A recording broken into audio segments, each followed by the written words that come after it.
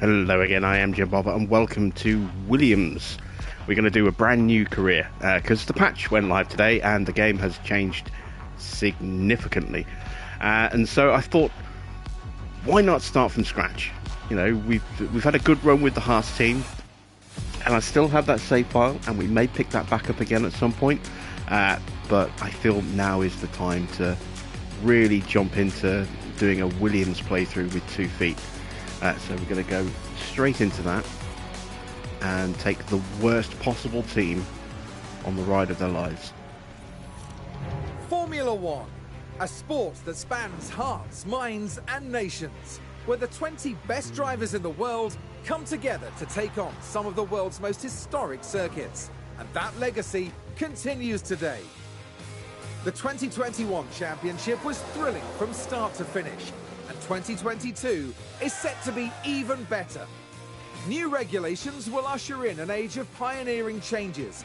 New driving talent alongside returning champions will be dueling it out to the bitter end. The pressure will be on the team principals in the upcoming season as they manage their drivers, their cars and the whole team to push to victory. This is not a challenge for the faint-hearted. This is Formula One.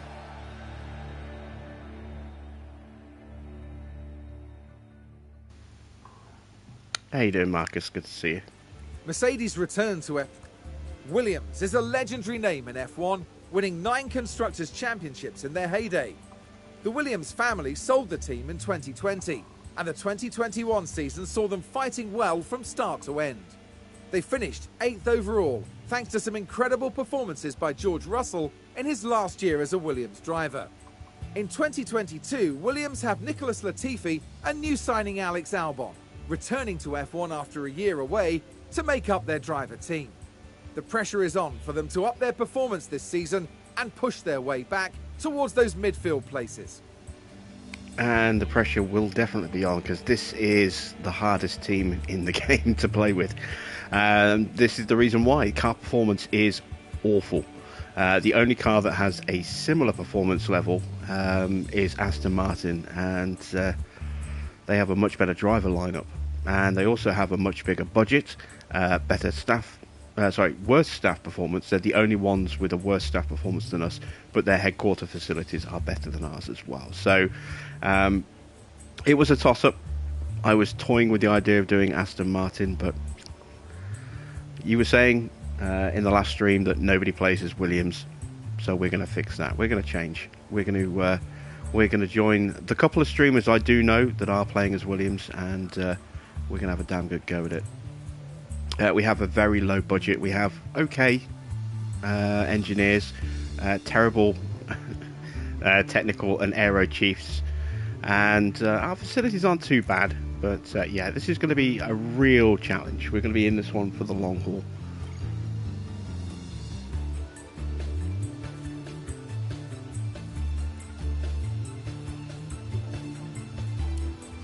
And we're going to turn off the first time guidance because we know what we're doing and we don't need it.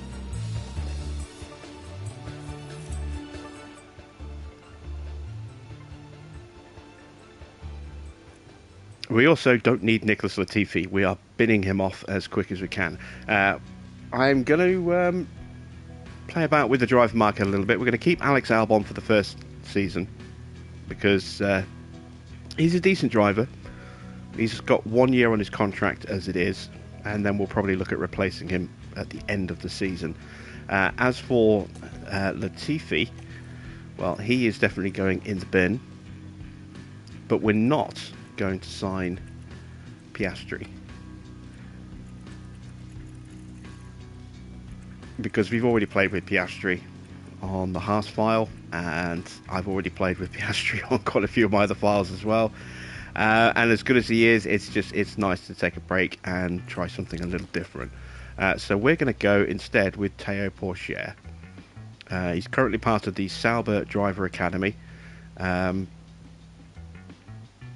was toying with the idea of Logan Sargent because he is actually part of the Williams Academy, but we've played about with him already.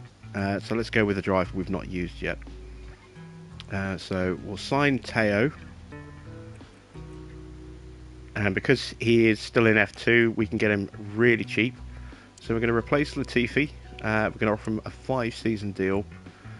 Salary, I can get him for about 380, 400,000, but I'm going to offer him a decent salary. We'll start him at 500,000. We'll give him a starting bonus of 10%, so 50k. And we'll set a race target for him as well. If he can get us into a points paying position, then we'll give him 25 grand every time he can do that.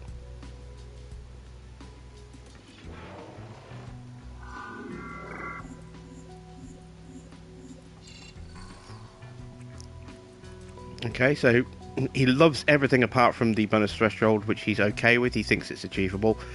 Newsflash, it's probably not going to be achievable. But yeah, he's happy with the contract. Latifi's in the final season of his deal. He's not that expensive. It's a really cheap driver swap here, and it makes perfect sense to replace a driver who's very inconsistent with a very promising up-and-coming rookie.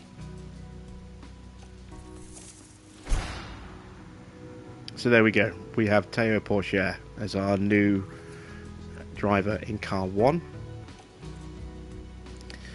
We also need to look at signing a new reserve driver, because Jack Aitken ain't going to cut it. Plus he's old as well. We could try and sign Dennis Hauger. He is currently part of the Red Bull program.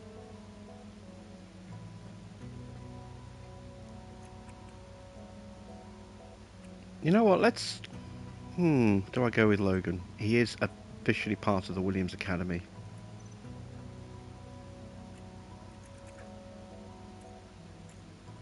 Who else is there? I mean, I know who I want to sign in a couple of years' time, but we've got to wait 2 seasons before we can sign him.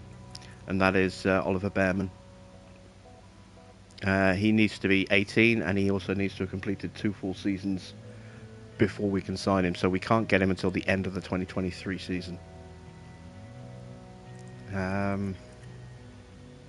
That's who I want as a long-term prospect for the team. He's a very promising young Brit.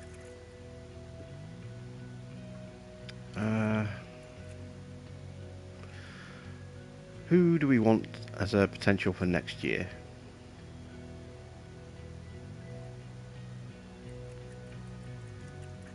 You know, we could look at maybe signing a big name at the end of the season, depending on how we do. So, let's just see who is actually interested in our team right now. Bottas is ridiculously expensive, not going to happen. Gasly? We could look at signing Gasly next year. Maybe replace Albon with Gasly, or maybe if Pourchaire doesn't do very well, we could also replace Pourchaire with Gasly. So that's an option for next year. We're not going to be running Jack in any of the practice sessions, so because we're going to be focusing on getting Teo up and running. So, choices.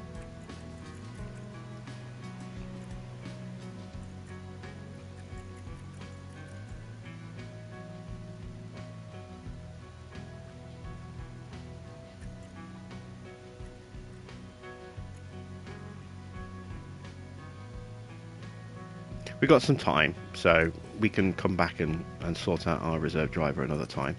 In terms of our staff, you can see our engineers aren't too bad, but there are much better options out there. James is currently paired with Albon, which is car 2, so I want to swap those over. Gayton, we are going to get rid of. And I'm going to try and sign Pierre Hamlin from AlphaTauri.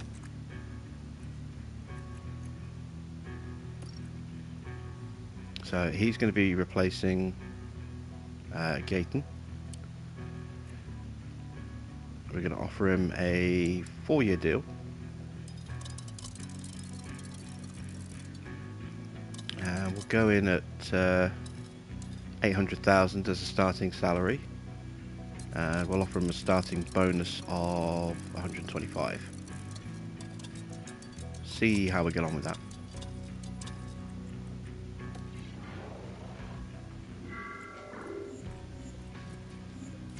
Nope, does not like the salary. He's okay with everything else though. Let's see if we can maybe drop that bonus down a little bit. Let's drop it down to 100. Punch that up to 850.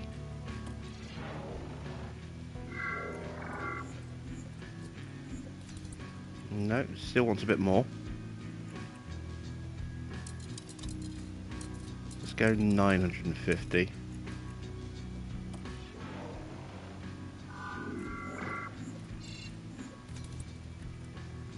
Okay, he's kind of neutral on that.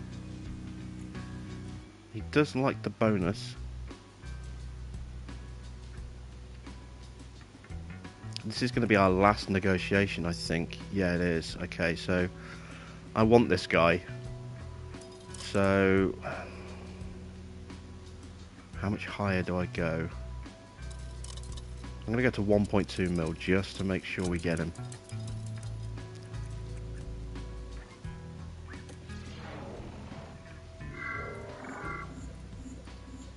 And there we go. We might have been able to get him a little cheaper than that, but Pierre has a really good feedback score, which is crucial for us getting our car set up as quickly as we can in sessions. So maybe paid a little bit more than I should have, but we definitely got the engineer I wanted. At the end of the season, we're going to be trying to sign Josh Peckett. I'm going to bookmark him now. Again, his feedback and his pit management actually are both very, very good. His communication is terrible, which is why he's a low-rated driver. In terms of head of aero, I'm going back to AlphaTauri and I'm going to try and poach Dickon, because he is pretty decent. Actually, we look at David Wheaton's contract. He's on 1.8, so we're probably going to have to pay around 2 mil for Dickon.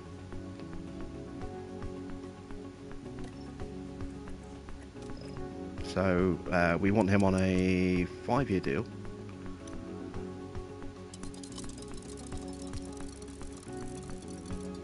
We're going to start at 1.9 mil. And we're going to offer him a 250,000 starting bonus. Actually, no, we'll make it 300,000 starting bonus.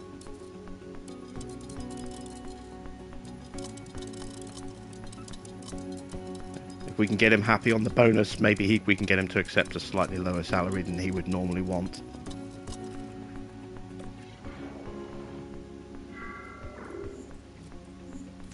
No, okay. Let's go for 2.1.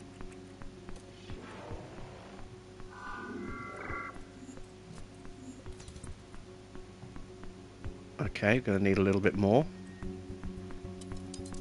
Let's go for 2.25. Up the bonus as well by another 100k.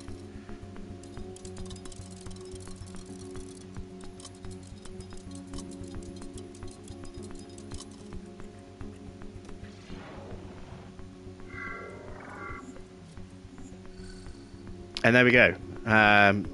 We upped the salary. It still wasn't high enough for him, but with the 5 seasons that he's very happy with and the 400k that he's very happy with, he has accepted that contract. It's going to cost us a lot to break the contract of our current member of staff.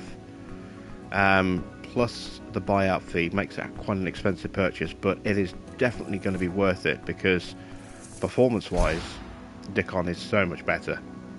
And the better aerohead and the better technical chief that we have, the better our car parts are going to be when we start working on improvements for the car.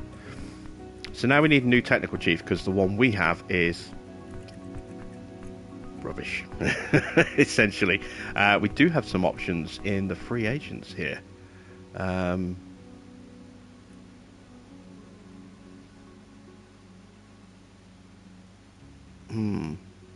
Choices.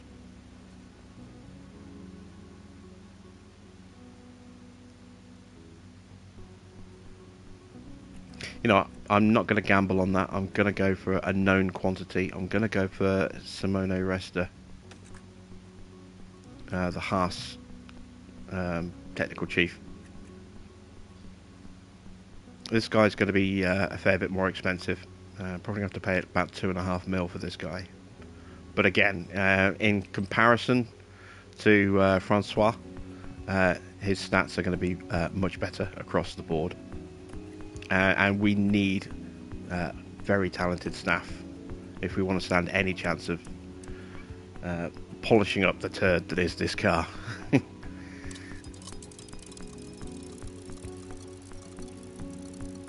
So we're going to start on 2.5 mil.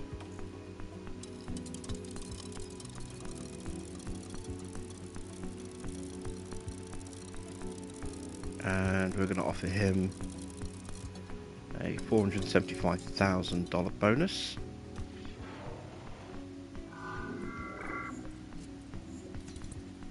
Okay, he's not happy with the salary, but he's happy with everything else. Let's go to 2.65.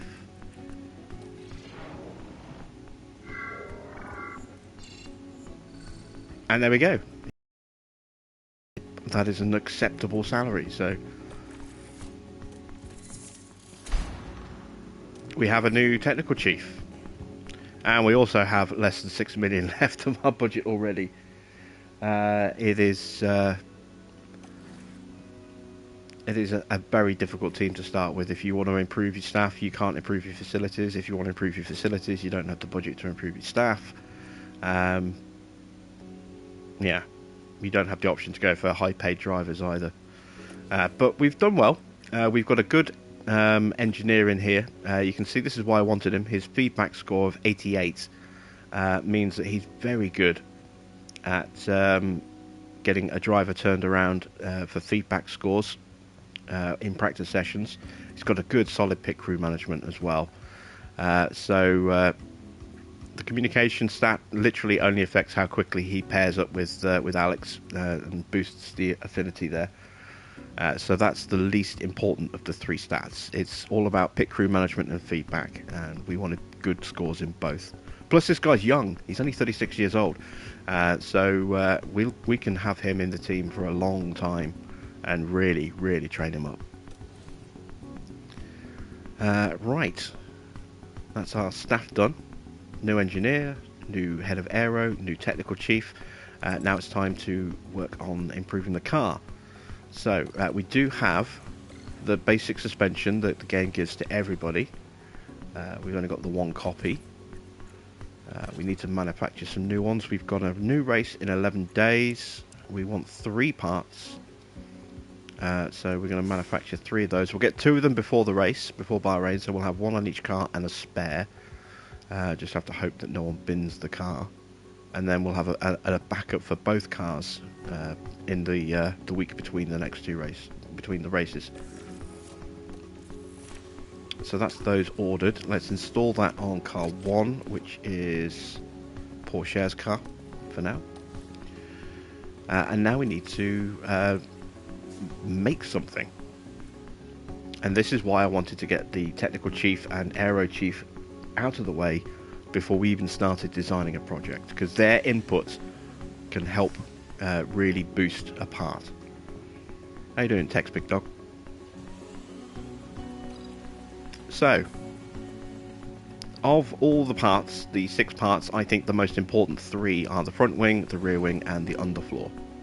They're the ones I think that are worth putting the most time and effort into. So with that, we are going to start with... Well, let's actually just have a look at our car performance first of all. So we are abysmal. We are 19th, which means 19th and 20th is our 2 cars. So with the slowest 2 cars on the grid. 17th means we are 17th and 18th. So we are above probably Aston Martin in that respect. But we are pretty much bottom on everything. It's only medium speed and high speed that we are not quite at the bottom, but almost. So a front wing would help with the cornering in terms of downforce and being able to follow cars closely. A rear wing should, in theory, give us a bit of a straight line boost, better top speed, better acceleration, both in general performance and with DRS. Underfloor should boost our cornering and our speed. That's where we're going to go to start with. We're going to build a very good new floor, I hope. We have 6.3 hours, MAU hours, and we're going to put the whole lot into that. And we have 84 wind tunnel hours, and again we're going to pump the entire 84 hours into this underfloor. So we do have some gains, as you can see. They're not huge gains. Ideally I would have liked to have had the funds to upgrade our CFD as well, but that's a way off yet, unfortunately. But we are going to boost our cornering downforce amounts, our airflow sensitivity, and our drag reduction. And so nominally that will make us a little bit faster and improve our cornering performance a little bit as well. In terms of design focus, I want to improve everything. So doing this will have positive and negative impacts. As you can see, the positions are changing as we move the sliders, and they can change a bit more depending on which way we go. But I want everything to improve, which is going to make this part very expensive in terms of cost. But it should theoretically be worth it. I mean, we're looking at an improvement in speed up to 15th with this, and 17th in DRS. So it's going to give the car a bit more pace. It's going to make us a little bit faster in high-speed corners. We're not going to gain enough to move up a ranking in low and medium speed, but we are still making gains. So we'll be that little bit closer to moving up. We have 10 engineers available. We can put a maximum of 6 on the project. Let's see, 6 with an intense approach. It's going to almost wipe us out financially, but it's necessary. And that's going to be ready in 75 days. So 75 days means we'll get that the day after Spain. We'll get that just before Monaco. That's with 6 engineers. I could rush it, but I want the intense because I want the extra expertise that we'll gain from that. So that's going to cost $4 million to develop this part, and then we've got to build it once we've actually developed it. So yeah, not a cheap build whatsoever, but something that we do need. And we have 4 engineers left over. We've got no hours left. We've got no for MAU or wind tunnel, but we have got 4 engineers, and we can do a minor upgrade part. So we're going to do a minor chassis upgrade with the remaining engineers that we have. Again, we're going to just try and improve the chassis as best as we can across all areas. And you'll see that, you know, improving in certain areas takes away from the improvement that we might have got if we didn't do something like this airflow. If we leave that neutral, we get a good gain in drag reduction and engine cooling, but if we push the airflow middle, we lose a little of that improvement. We still gain a little bit. This overall isn't going to do much for the car, but it will improve our acceleration a little bit, and it will improve our engine cooling a little bit, which are both going to be useful. We've got 4 remaining engineers. Again, we're going to go for an intense build to try and get that extra expertise. This will be ready in 30 days, which means we'll have that maybe, if we rush it, in time for Australia. So that'll be useful. So yeah, 4 engineers, intense, confirm. And there we go. So how much money do we have left? 1.3 mil. Okay. What can we do facilities wise with the remaining money that we have? We can't do anything in here. This is all way too expensive. Staff facilities. Can we upgrade the team hub? No. What about the race sim? No, we can't do that either. Okay, operations. We can build the helipad. We're not going to upgrade any of these until they start to decline in condition. So that means we've got $1 million in the bank, and there's nothing else that we can get done.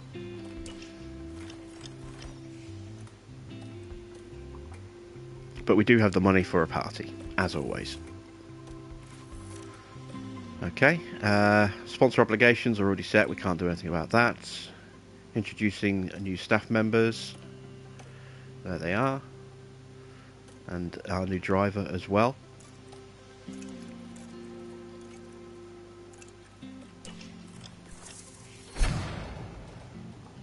The helipad's done.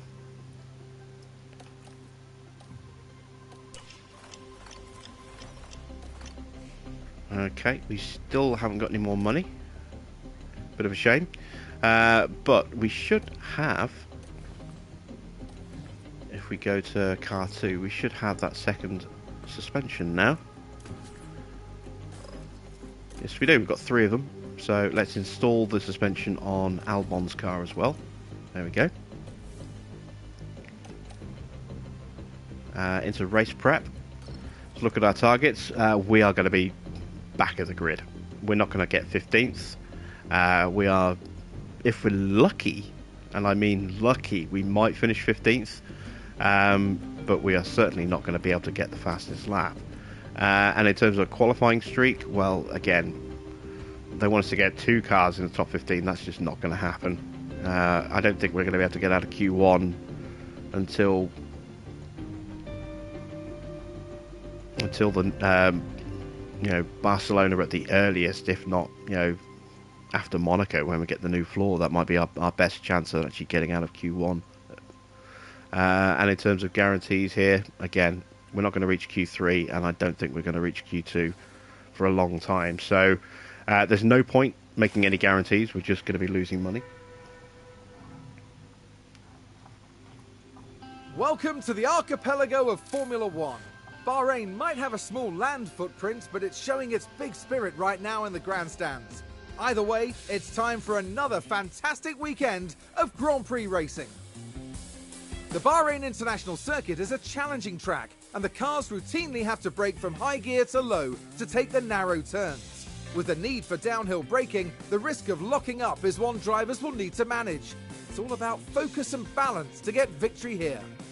At this early stage in the season, there are still plenty of opportunities for things to change. In this sport, there simply are no guarantees. Okay then, let's get to it.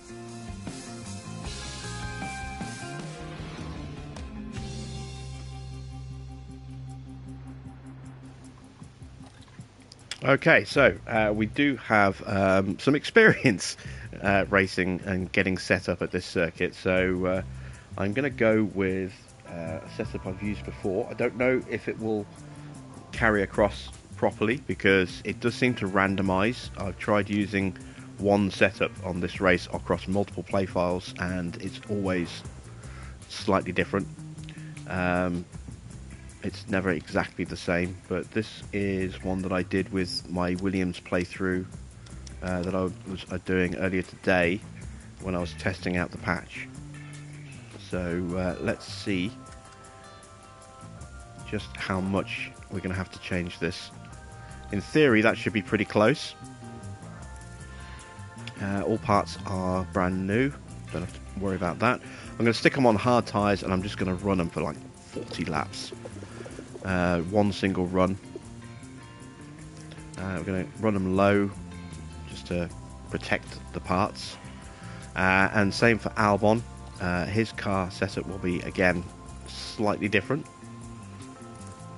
So for Albon, I'm going to go with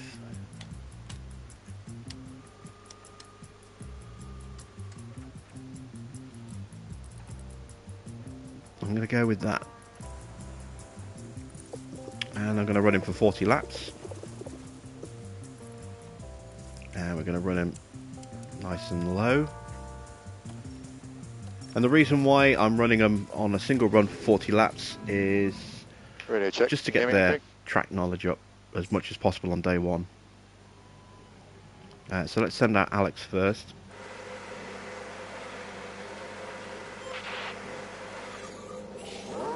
And Teo after him.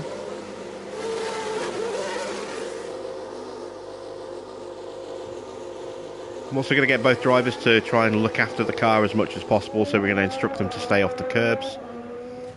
Partly because it'll reduce impact wear on the engine and gearbox and the ERS, and also there's less chance of them damaging an underfloor component as well. So let's speed time up. I'm just going to run them, as I say, for this 40 lap run. This will cover almost the entire session. So you can see the blue line there is the run that we're making. That includes the in-lap. And then the green line is our car parts knowledge. That's another reason why they're on a long run at the start, is to gain as much knowledge about the car as possible. But the track knowledge is the important one. The longer they stay on a run, the faster they gain that acclimatization knowledge. So if you start them on a 20 lap run, they barely gain anything for the first 10 laps, and then or so, and then from there they start to accrue that knowledge at a faster rate on a slight increasing upward trajectory for the rest of the run. And so again, with a long run like this, we should get them a lot of knowledge of the track in a single session.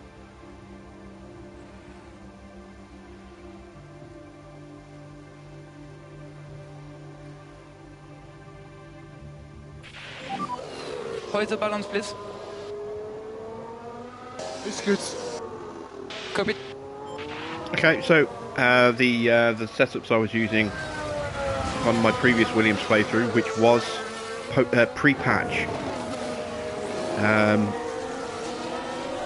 not optimal on this. We are still going to have to do some tweaking,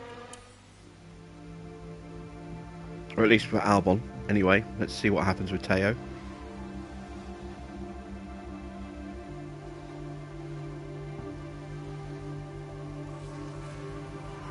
And you can see we are massively slower than the rest of the field at the moment. Two reasons for that. One, we're running at low pace, and secondly, they're running with massive amounts of fuel in comparison to anyone else.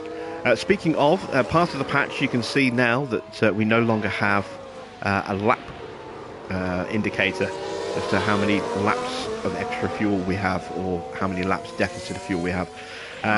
It's been reworked slightly and has been replaced with a kilo measurement instead. That's just one of the many things that's changed in today's patch. Tyre wear is the big one. I can't really demonstrate just how much that's changed until we get to qualifying. To race and prepping the strategy. Then you'll be able to see just how extreme those changes are. There is now more of a noticeable difference in performance between each of the compounds, which is good, because there just wasn't before. I haven't had the chance to try them in the wet yet because I haven't had a wet race, so I don't know how wets and inters are going to behave against each other anymore. That's going to be new for us when that comes, when that happens. But in terms of basic outright performance of a soft tyre versus a medium tyre versus a hard tyre, there is now a very distinct difference in performance, and the wear rate as well. The tyres do get slower a lot faster as the tyres wear out now. It makes going for the one-stop strategy very difficult. You need to have a very good car to pull off a one-stop, because if you try and do it on a slow car, then you can do it, you can make the distance, but you're always going to be immediately overtaken by cars on fresher, softer tyres that are just going to whoomp straight past you. It makes hanging onto the back of a DRS train much harder now. It's a much more challenging thing to try and do. That's something I'm really looking forward to in this, is to see just how much more difficult it's going to be to get this team up, because typically with Williams, if you get lucky with safety cars or rain or something like that, you might sneak a point here or there. Let's say Miami's usually a race that has a lot of rain, or possibly with safety cars you might get a point at Spain, or Baku. On the old style, pre-patch performance, you could basically put on tyres and push them ridiculously hard and they wouldn't really wear down that much, and so you could make a one-stop strategy work very effectively against the two-stop strategy. You just can't do that anymore. It's impossible, and I'm really glad that they've done that, because it adds a whole new tactical element into the game, rather than just always one-stopping, pushing the tyres hard and undercutting everybody who's on a two-stop.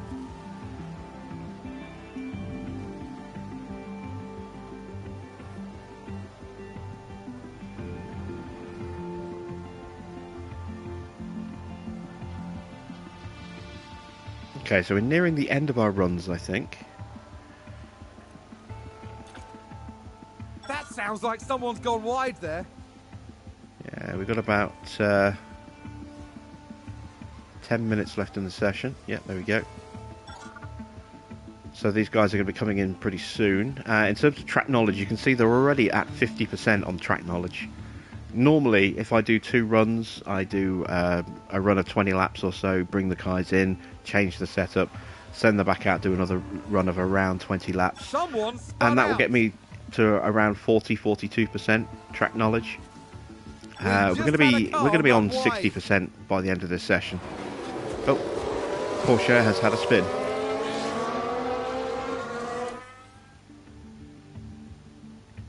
No damage to the car though, so that's fine. Fail 84, please. Fail 84.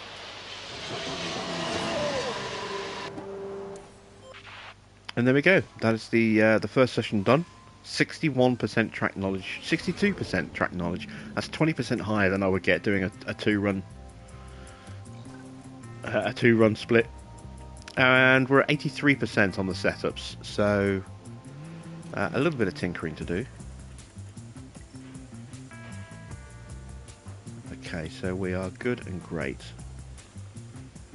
Okay, which way do I go with the wing? Guessing it's going to be the same over here. We are good on that wing and great on everything else. Okay, I think an 11 is going to be the wrong way. We're going to go 12, and everything else has shifted just slightly.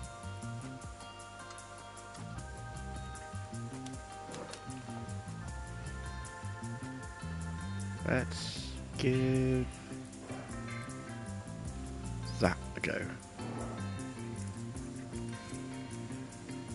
So I'm going to put them on a set of mediums. I'm going to try and run them for 20 laps and then bring them in, run them for another 20 laps on the same tyres. But we've got softs available if we need them. Yeah, so that's Alex's done. Let's do Teo's car.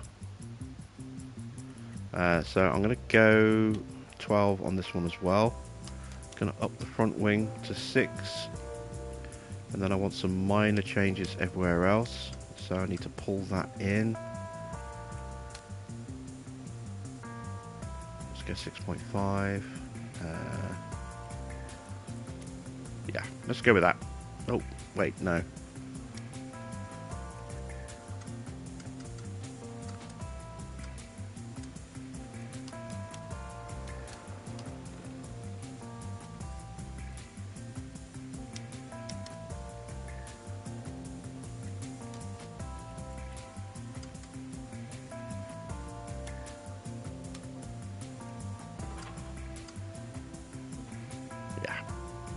It's not exactly what I wanted, but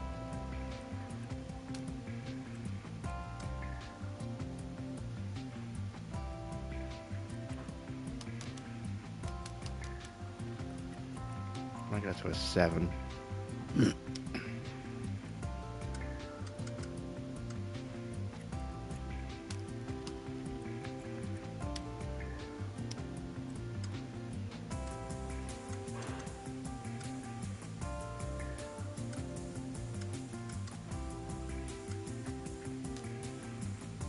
There we go. That's a little bit closer to what I was looking for. So we'll try that. Again, 20 laps on a low setting. And let's hope that that gets us Radio check, can you hear me? where we need. Copy, radio check. How you doing, Matthew? Yes, I have replaced... Well, Josh Capito is the owner rather than team principal. I think. No, he is the team principal, isn't he? It's Dalton Capital, I think, is the owner. But yes, I'm taking over Williams. I spent a good 4 hours playing with Williams earlier, once the patch went live. And I think it's time for us to start a Williams playthrough. 2 cars out, a lot of debris. Okay. Oh, okay. What's happened? And to who? It's a collision! Let's see what happened there. Now look at this. It was the Alpha Tauri driver involved. Is that Sonoda? Oh, that was There's clumsy. the collision. It's a penalty for... Oh, it's Gasly. Okay. I think he hit Bottas.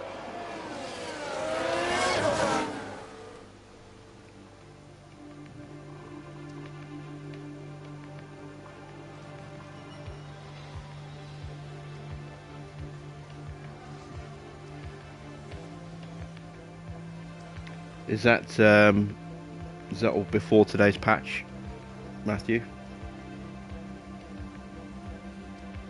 Because the tactics that everyone seemed to use pre-patch, you can't use them anymore.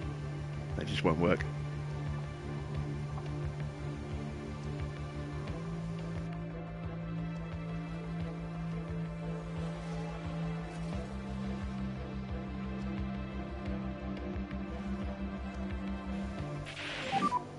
What was the Oh, balance, please? we've gone the wrong way with the car.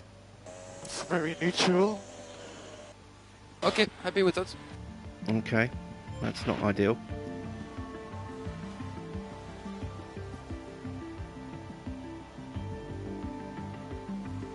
Teo's finished his run. Let's call them both in.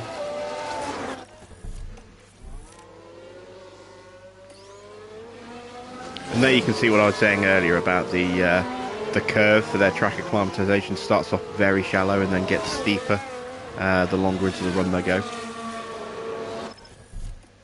Which is why I like to do a long single run in session 1.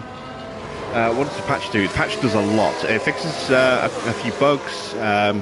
Fixes apparently there were some holes in cars that have been patched up with the update. It massively changes the tyres. So there's now more of a performance difference between the different compounds. They fall away at a much higher rate of degradation when you push. And there is a real pace drop-off just through tyres wearing out as well. They've also improved the AI in terms of some of the awkward concertinaing you would get into corners. That's been improved. Blue flags have been made a lot better, so cars get out of the way a lot smoother and easier now. Yeah, we did go the wrong way on the wing, didn't we? Okay, we want to go that way. In fact, let's just revert back to where we were. There we go. So we want an 11 wing. Let's go with a 5.5 front wing.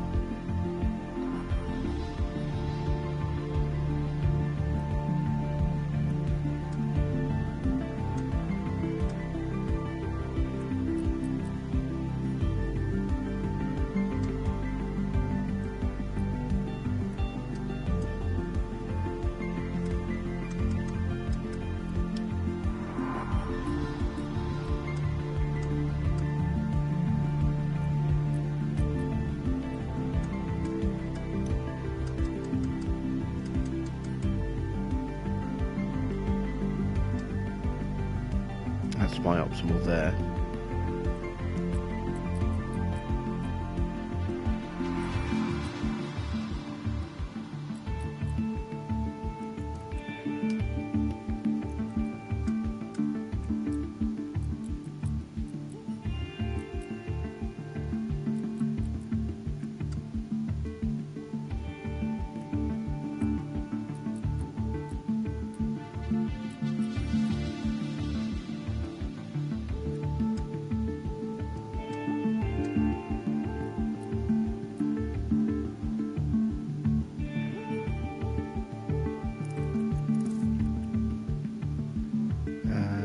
let's put on a fresh set of softs.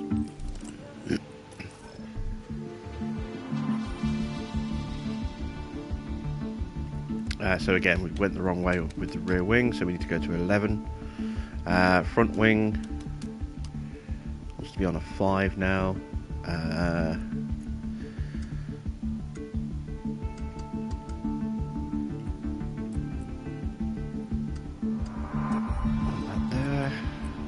That there.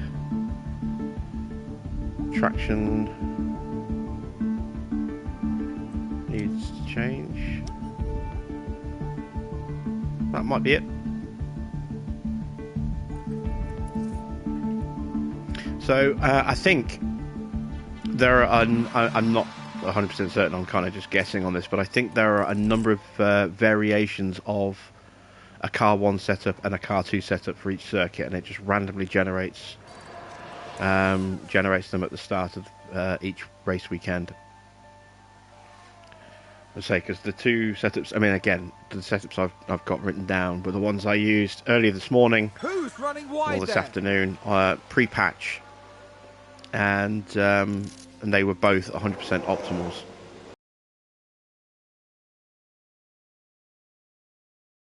Exact, yeah, almost right. Just need a little bit of tweaking. These ones.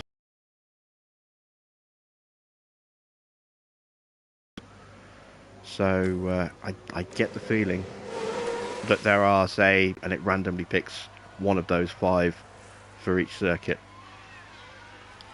And then once this weekend's done, we'll go to the next circuit, and there'll be 5 new for Jeddah for car 1 and 5 for Jeddah for car 2. I'm just guessing on the number, but there are going to be a number of potential setups for car 1 and car 2, and it picks one of those each at random. I think that's how it works. I might be wrong on that.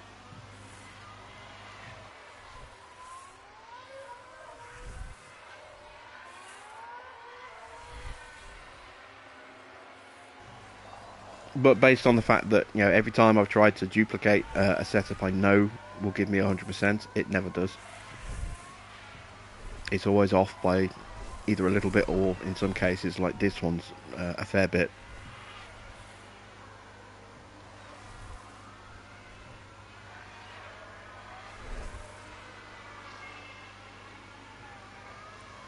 Are we running at...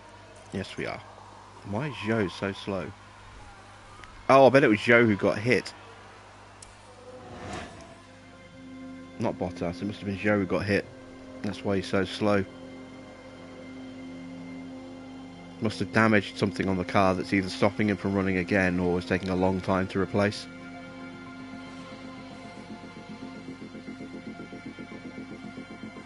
He's not marked as out, so he must be able to continue again at some point.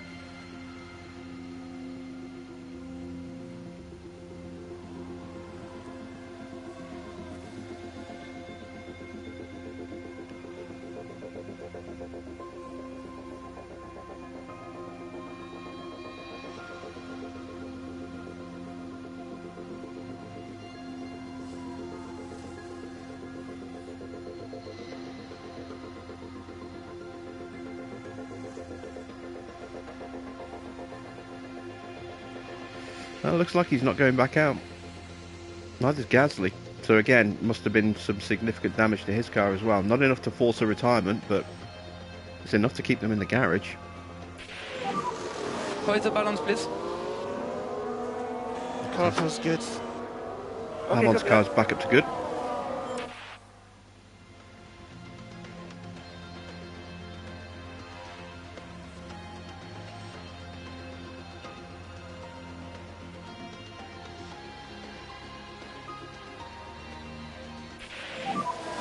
Okay. And Porsche's car's back up to great as well. Another thing they fixed in the patch is balancing of upgrading the car against the AI, so that you can't easily outdevelop them like you've been able to up until today. Oh, did someone run wide there? Because it is really easy to pre-patch it was really easy to outdevelop the car. compared to, outdevelop your car compared to the rest of the field. I mean, McLaren are ranked 8th on the grid in terms of car performance, and I won the Drivers' World Championship and almost won the Constructors' Championship in one season. I changed a couple of staff, but I kept the same driver lineup, kept Norris and Ricciardo. Norris won the Drivers' Championship, and I think we missed out on the Constructors by about 20 odd points, 20, 30 points, something like that.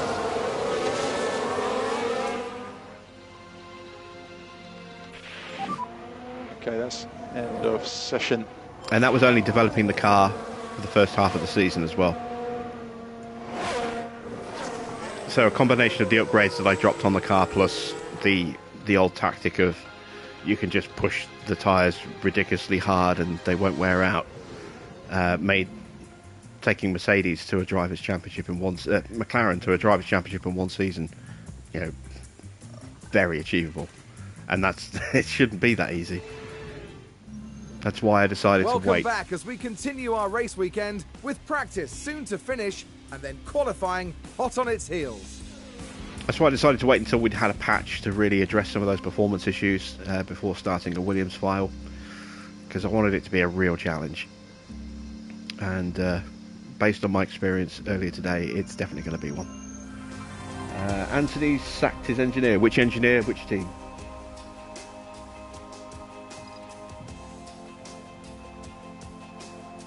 Okay, this car is almost there. And let's tweak the front wing. Pull that back and tweak the toe. There we go. Tyres, 20 laps. There we go. Teo's car still needs a fair bit of work. Traction is bad. Ooh, okay. Should not have messed with the traction.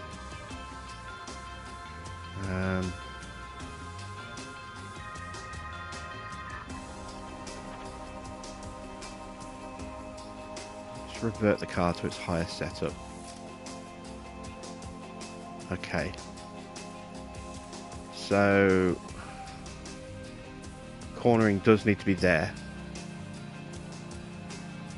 to get it onto optimal. The rear wing we want on 11, but we need to tweak the front wing. I'm going to go there with the front wing.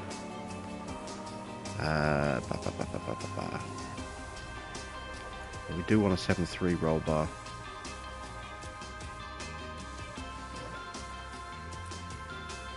We'll pull the camber in a bit.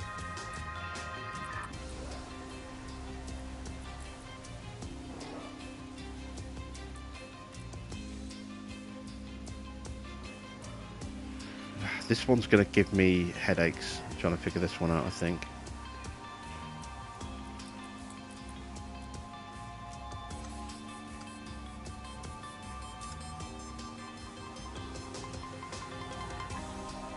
I'm going to go with that. See how that looks after 20 laps.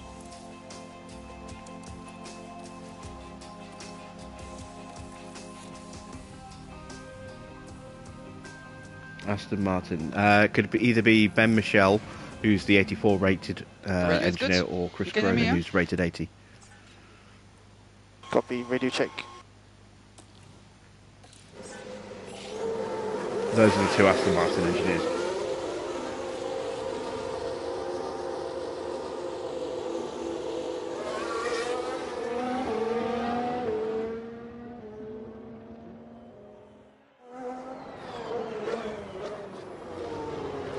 So once again, I'm going to tell them to avoid the curbs. I forgot to do that last time. There we go.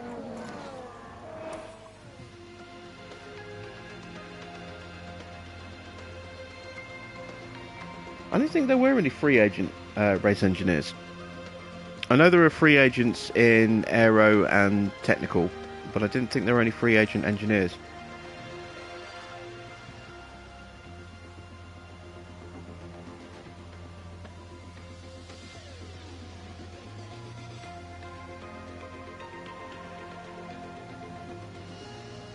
How you doing, Jaffa?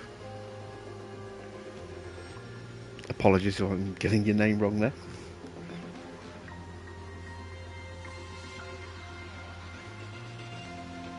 Someone's run wide.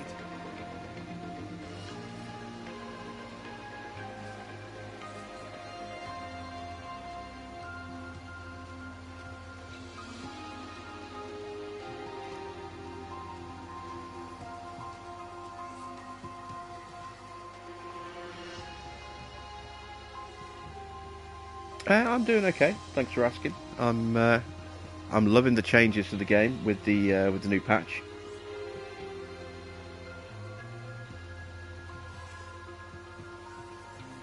Yeah, the Aston Martin's head of aero and technical are rubbish. They really are. They're the worst in the game. That feels pretty good. When it comes to pre-assigned ones at a team. Aston have got good engineers, but they've got terrible technical and terrible aero. You know, the worst. Those two are the worst on the grid.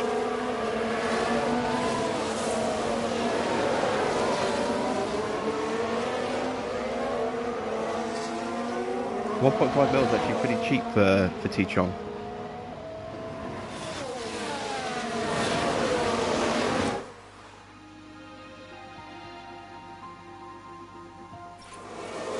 Okay, so we've just got great again. I must have gone the wrong way with Albon's because I thought we'd get him onto optimal.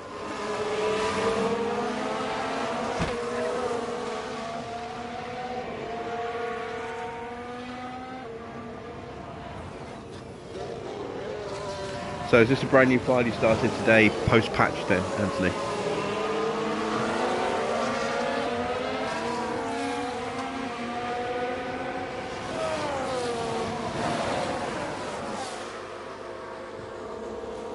This is almost like the race of the way everyone's behind the Williams. Well, I'm running at low pace, deliberately, to look after the car, so that's why our times are so slow.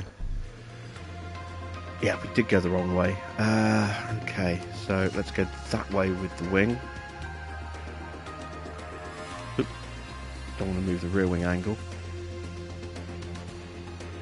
In fact, let's revert back.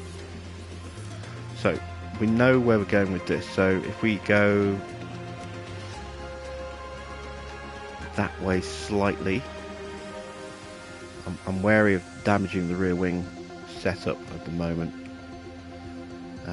Camber.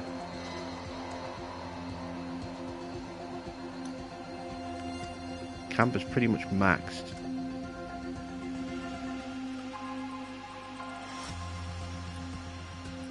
I went that way last time. Let's go this way this time.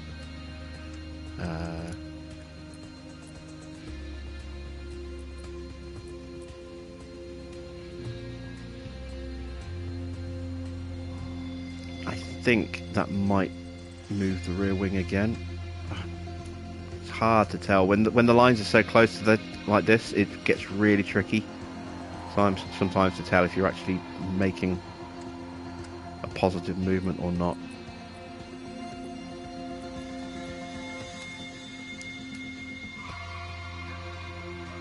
Sometimes when they're really kind of close like that on the straights, you can get away with a little change, but if you go that little bit too far like that, then you break it.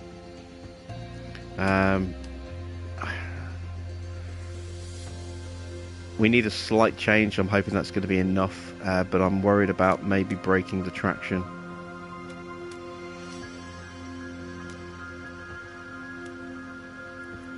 If I do that, can I make the change that way? That's making no change to the rear wing at all, and I need a minor change, so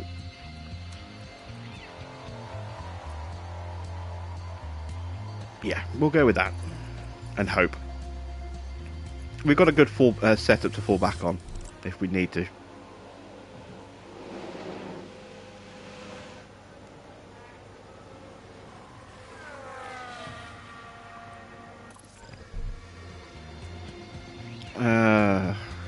Okay. What? I thought... Okay.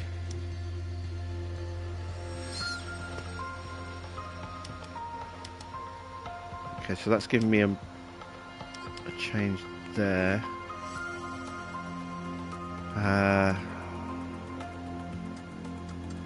Need to pull that back in.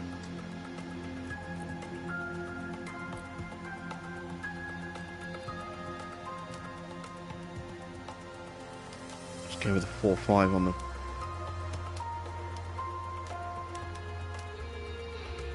See, is that enough of a change on the rear wing?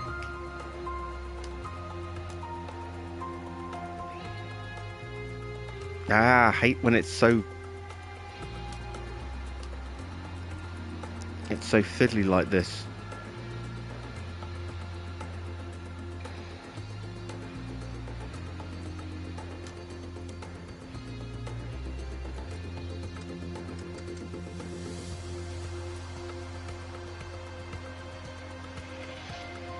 All right, I'm gonna try that. Hope that that's right. Time to configure. Yep.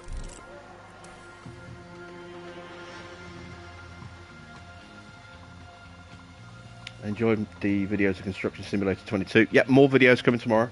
I'm probably going to be streaming the Williams playthrough every night this week, just to get us caught back up to where we were as quickly as possible on the Haas playthrough. How you doing, Mr. Water? Good to see you.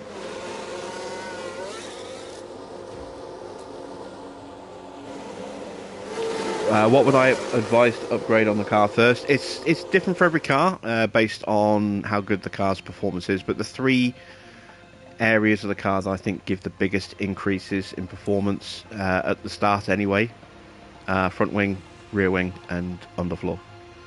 So one of those three would be the best, depending on where your car is lacking the most. If it's Aston, it's going to be lacking pretty much everywhere, so probably a good new underfloor.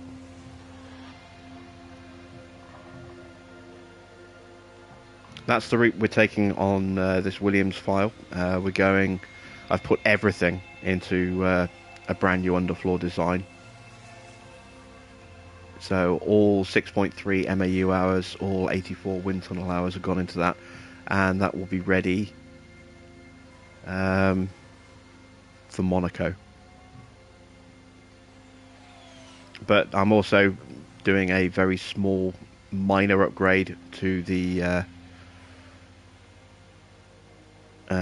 chassis with the remaining engineers.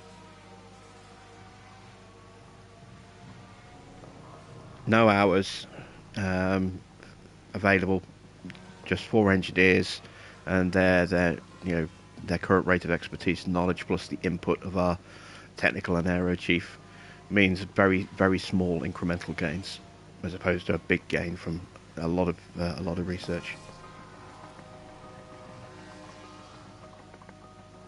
But yeah, you can't go wrong with either a front or rear wing upgrade or an underfloor as your first big upgrade.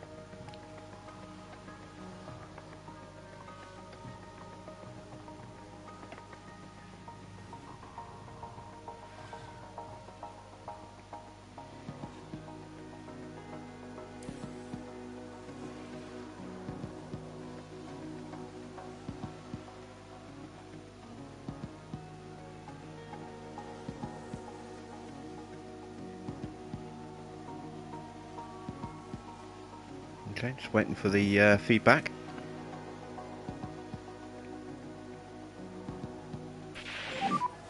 There we go. We got optimal with Alex. I'm happy. Yeah, loud and That's clear. what we've been waiting for. Just need Teos to come in, and I really hope that's optimal as well.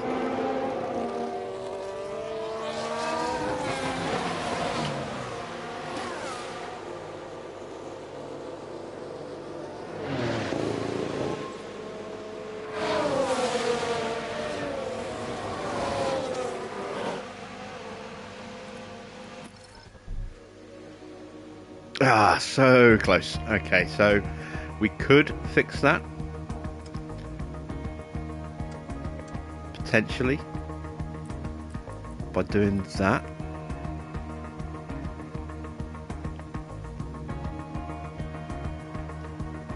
So the values I had written down were a front wing of 4, a rear wing of 11.5, a roll bar of 7 to 3, a camber of -3.15, and a toe of 0. And you can see just how wildly... Oh no, wait, I'm looking at the wrong car. So I had a front wing of 5, a rear wing of 11.5, a roll bar of 6 to 4, a camber of -3.2, and a toe of 0.15. So you can see how drastically different this setup is to what I had written down from this morning before the patch. Very different outcome. Okay, I'm not going to make that change now. I'm going to keep him happy with a 99% or whatever it is on his current car. How you doing, Rubens? Has the update changed the tyre wear? Yes, dramatically. And when we get to race strategy, you'll be able to see exactly how much that's changed. This is the final practice, then we've got quali, and then we can start planning setups. We didn't get there with Teo. That's a shame. Okay, the front wing went the wrong way. So we're at 92%.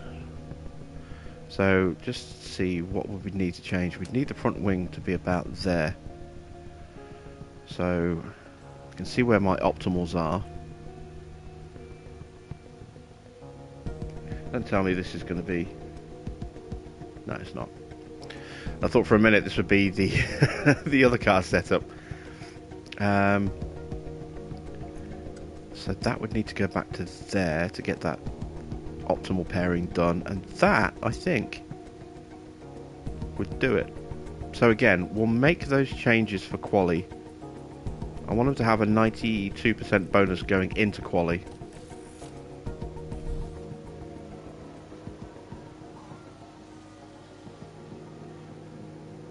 It wasn't just that mediums were OP. You could argue hard tyres were OP because there was no real pace difference between the mediums and the hards or the softs.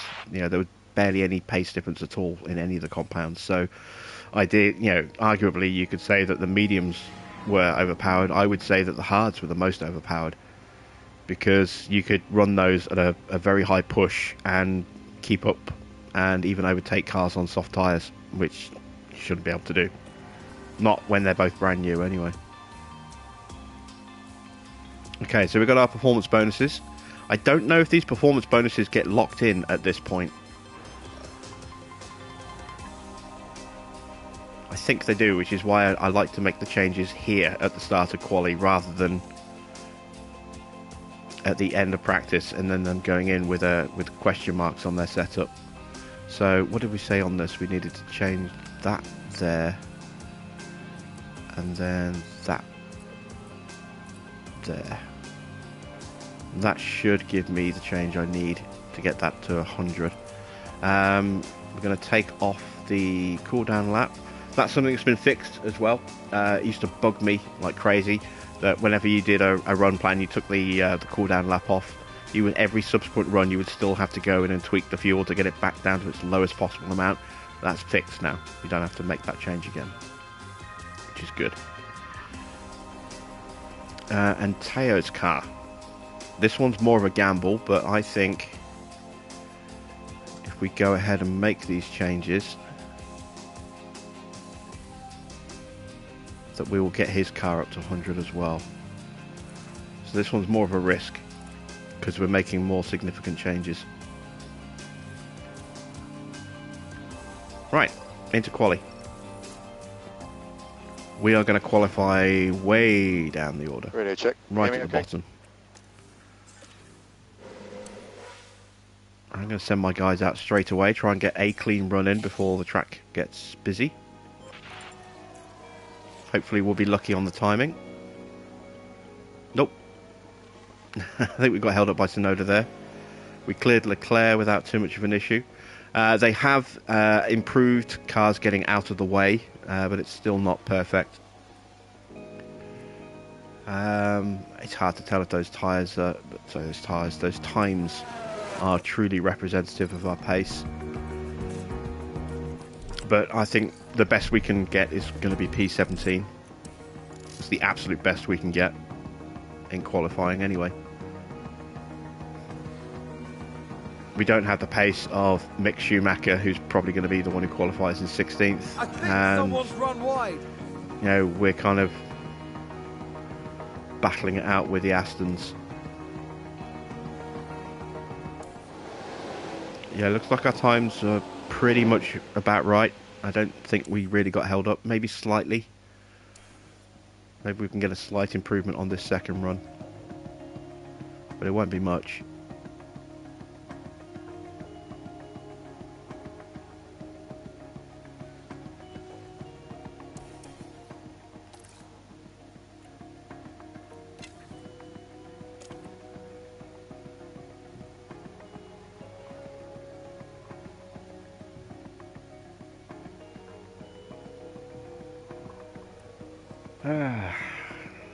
The pawn's back. It's gone.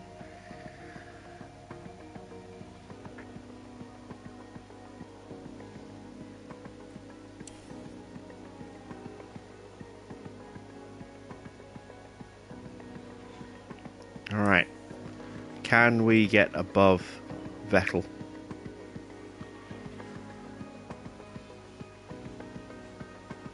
That's our target, is to try and out-qualify Vettel. Both our drivers are improving a little bit, not so much in the second sector. That first sector was where we encountered both Tsunoda and Sainz. It was in the middle sector, but we got through him pretty quickly. So I think it's just Tsunoda that slowed us up in the first sector. And we can split the two Astons. 18th and 19th, that's about what I was expecting. Gasly does have that penalty from taking out Zhou in practice. And pace-wise, yeah, a tenth of a second off Seb. And a tenth of a second faster than Lance. Or a couple of tenths faster than Lance. Here we are, folks. We're back for another day of scintillating F1 action. It's race day. Williams had a good performance in qualifying. Now they'll be eager to demonstrate that they can have an even better race. Aston Martin were on target for qualifying. Now it's up to them to defy expectations for the race itself. A sunny day here with only a few clouds in the sky. If things stay this way, the weather shouldn't pose any challenges to the teams. And there's going to be a lot for the teams to handle. So will the drivers and their cars be able to cope with the pressure? Let's find out right here at the Bahrain Grand Prix. How you doing, Wellman? I didn't realise you'd popped in. Good to see you. Okay, so time to show you just how dramatically tyre wear has changed. Let's just pull up this one here, just so you can see all three compounds. So if we want to push a set of soft tyres, look how quickly they fall away. And then if we do the same with the mediums and the hards, look how much the tyre wear has increased. That's huge. I mean, if I move, if I just delete this stint here and this stint here, we'll start with the softs. So pushing them, they basically hit the 30% line after 10 laps. Pulling them back a little bit, you can go an extra 3 laps before they fall off a cliff. If you go to standard, you can get about 17 laps before they fall off the cliff. And then you can just gradually extend that with the slower pace pushers. With the mediums on standard, you can get about 23-24 laps before they fall off, and become really unusable. And then if you push them, you're talking 17 laps. So you go from 23 laps to 17 laps just by doing that. And then if you really hammer them, you're talking 13 laps.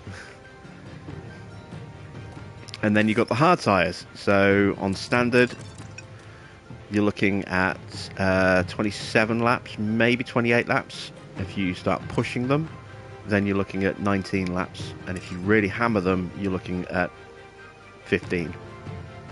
So you can't just go for the OP one stop anymore. It's impossible because your tyres will be absolutely destroyed.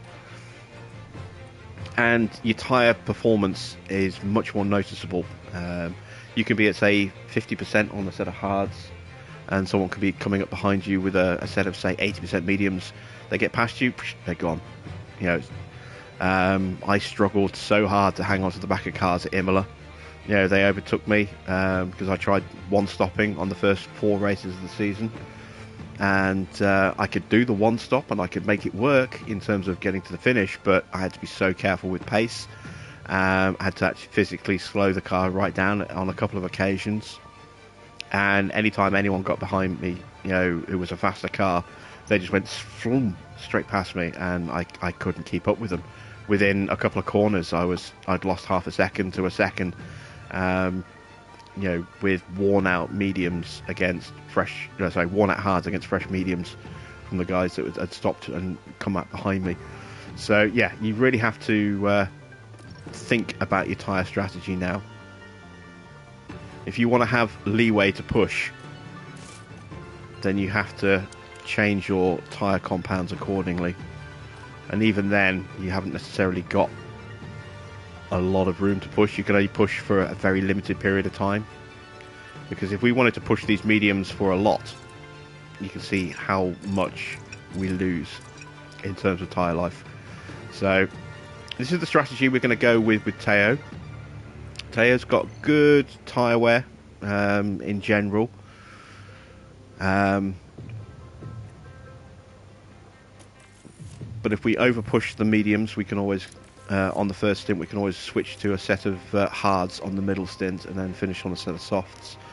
We are going to be scrapping with the Aston Martins, and that's pretty much it. If we're lucky, we might be able to hang on to the back of Mick. I'm going to try something slightly different with Alex. I'm just going to go with the default strategy here, and then we can switch onto strategy B if we're struggling for tyre wear a little bit. Let's get rid of C. We don't want C. There we go. So let's make a backup strategy here. Strategy B, and we'll put hards on that one for a slightly earlier stop, a slightly later stop. There we go. So we've got a couple of options, a couple of alternatives there.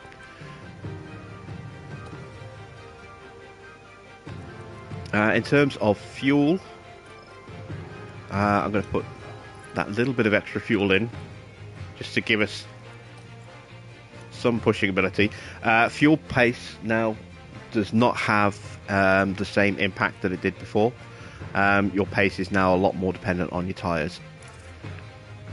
And as a result, I'm not going to be pushing my tyres at the start. I am going to push the fuel at the start. I'm going to get laps. There's no question of that. So I'm not too worried about burning through some fuel at the start of the race. And ERS is tricky, because when you start charging, you lose a lot of lap time. So deploying ERS is going to become a lot more tactical.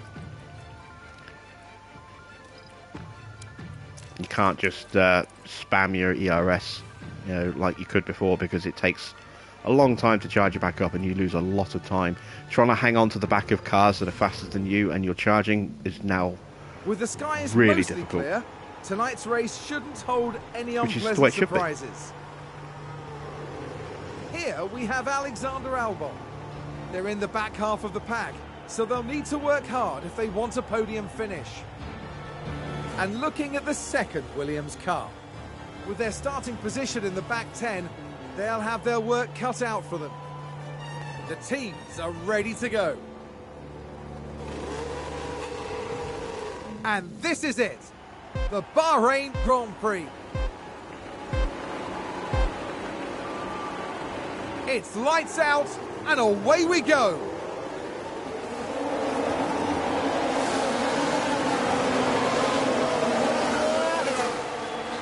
Okay, so we're probably going to end up speeding up big chunks of the race because there's going to be so little for us to do. We're going to be fighting against the Astons, and that's pretty much all we're going to be able to manage.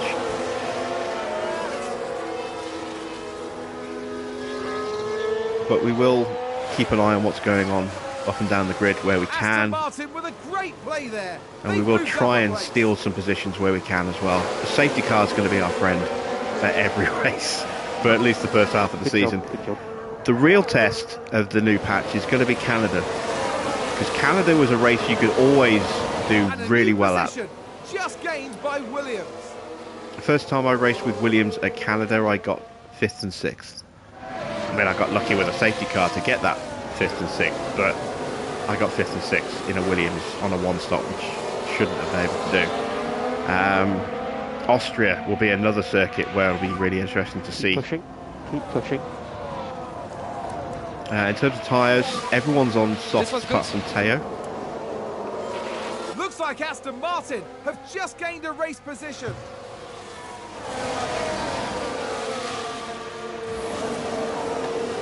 Alex currently ahead of Tsunoda. That's useful. If I can get in front of Vettel.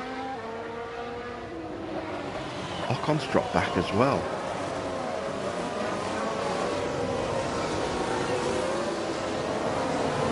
Alright, we've got up the inside of Vettel. Can we get the traction on the exit? We should be able to with the ERS. Okay, that's good, very good. Nice We run. need to get Teo up as quickly as possible before I have to start trying to recharge, or at least go into neutral on the ERS.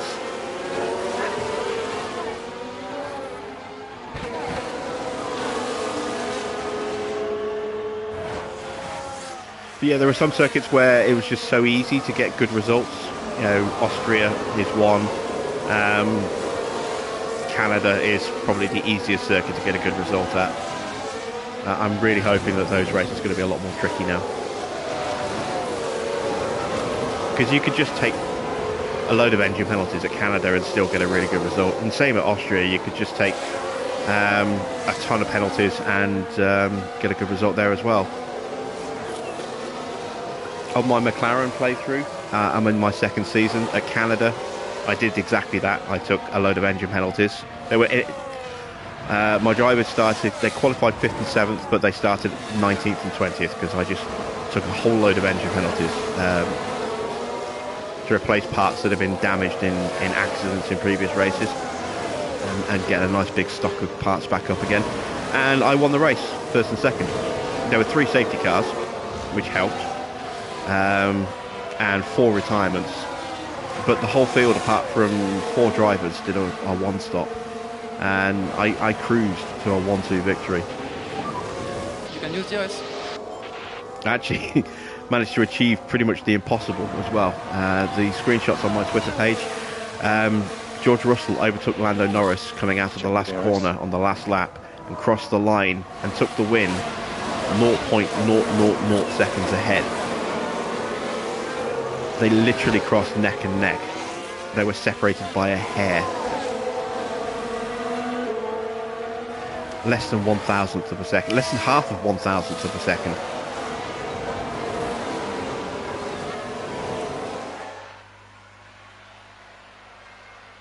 Okay, so we've got the separation with our drivers that I was hoping we would avoid. Albon is able to hang on at the moment onto the back of the Alpine. Porsche is already dropping back from Tsunoda. Oh, they've run wide. And now I have to charge. Oh, Porsche ran wide, that's why he's dropped back. Charge on. Yeah, okay. I'm going to have to push Albon's, Porsche's tyres. We could do with a bit more pace now if you've got it. I need to keep him in the DRS. If he falls out of DRS, then that's his race pretty much over.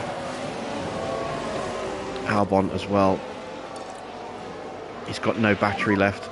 And we have margin to push a little bit more on the tyres. I have to push the tyres just a little bit, but I can't push for long because they will melt. Did Porsche get DRS? Yes, he did. Albon didn't, and you can see the gap is opening up already, and that's it. He's gone. I can't catch him. I've got nothing to push with. I can't push the tyres for more than a lap before I start really eating into my tyre predictions. I've got no battery. Just going to have to go neutral with what I've got. And Charge off. Yes, okay. hope that they slow each other down in the braking zones, but yeah, that doesn't look like that's going to happen. I think that train's gone already and we missed it. This is what I was talking about in terms of they've tweaked car performance, they've tweaked, very heavily tweaked the tyre performance. So you can't just keep, pushing the tyres at a ridiculous pace and catching it really quickly. I've got nothing to fight with right now and I'm not able to keep up. So I'm not even going to try. I'm going to protect the car. To drop the pace. Okay. And make sure that we don't... Can't afford to drop back. We don't destroy our strategy chasing something that we're never going to achieve. Okay, charge John. Okay, copy. So that's it for Alex. 16th at the moment. He's not going to get any higher unless there's a problem. Kind of a bummer for the slower teams, but yeah, more realism, of course. Yeah, well, this is what what I wanted. I wanted it to be a challenge. I wanted there to be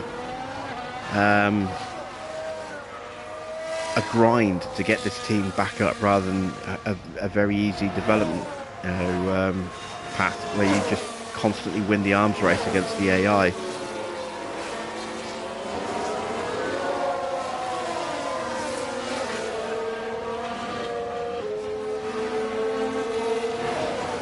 So now Albon is going to be leading this this queue.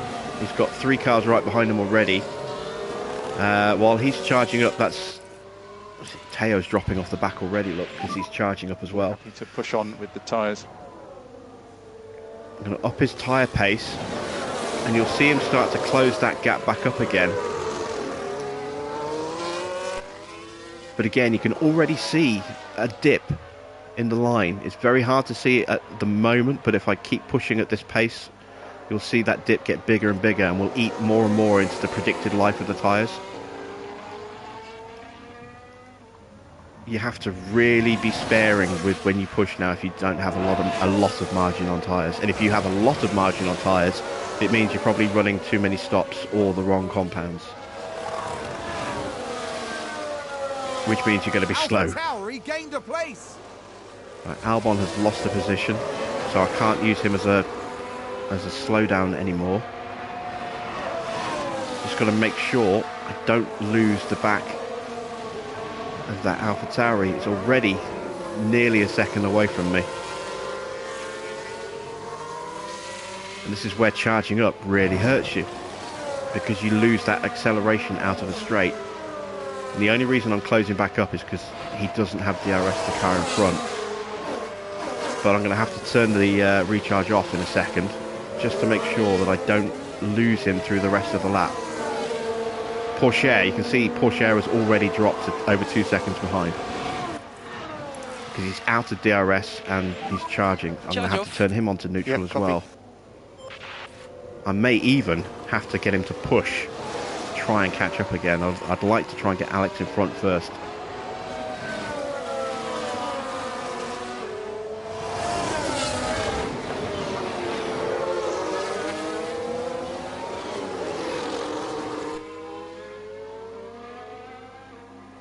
And you can see Teo's tyres being pushed already, dipping inside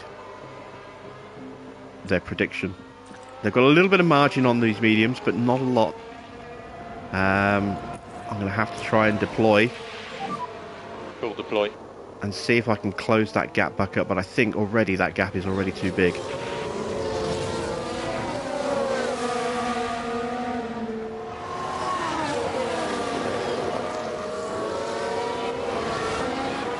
Aston Martin with a great play there. They've moved up a place.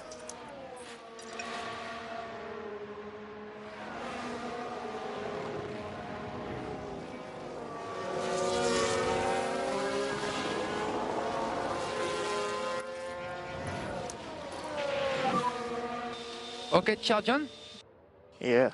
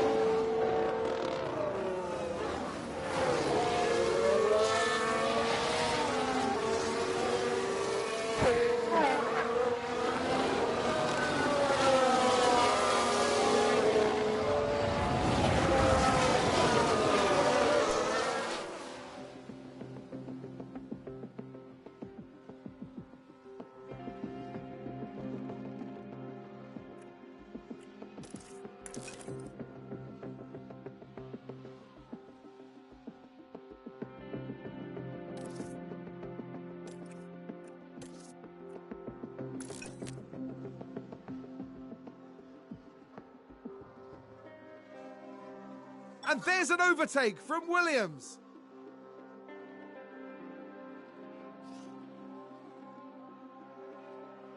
That's a position gained for AlphaTauri.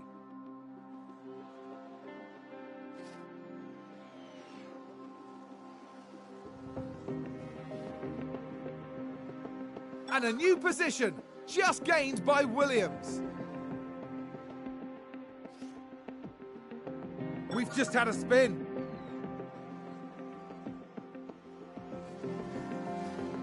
Looks like Aston Martin have just gained a race position.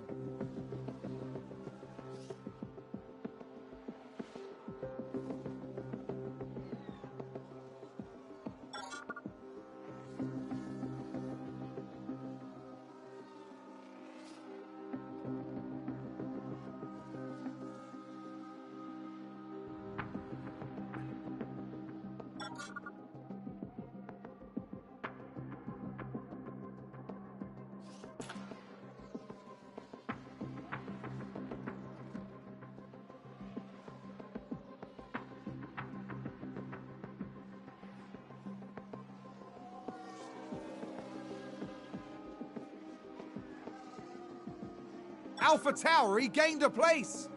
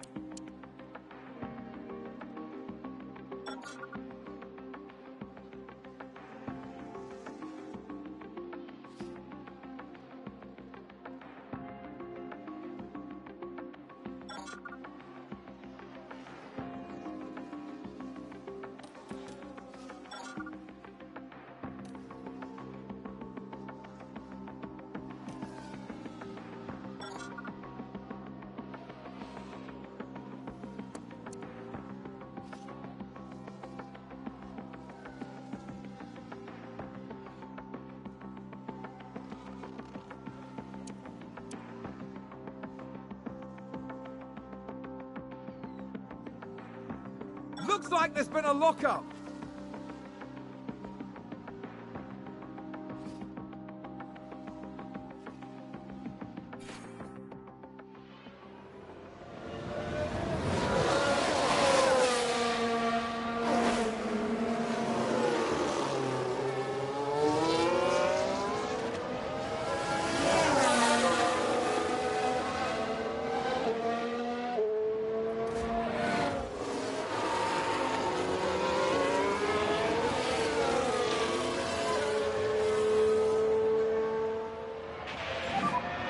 Okay, good job, thank you.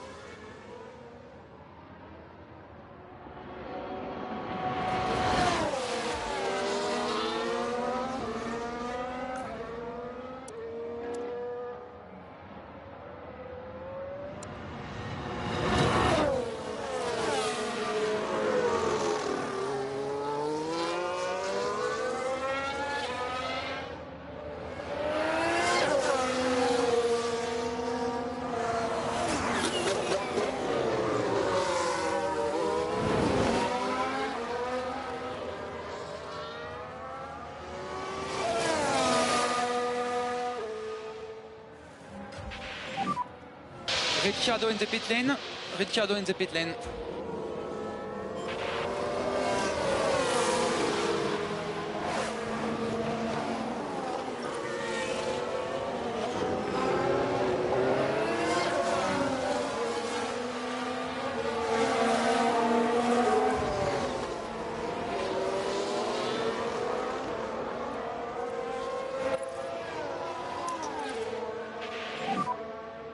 Yeah, deploy.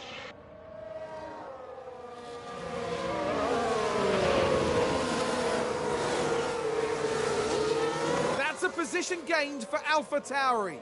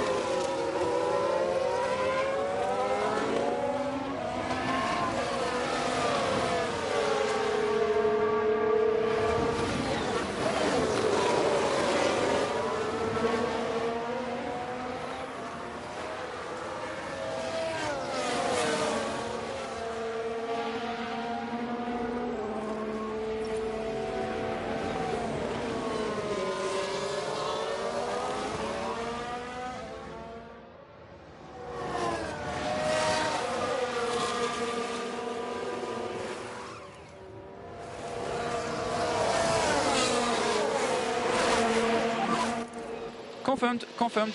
Vettel has pitted. Let's go for a push. Okay. Okay, we need some deploy. Okay, copy. For pit stop. Box. Okay, box.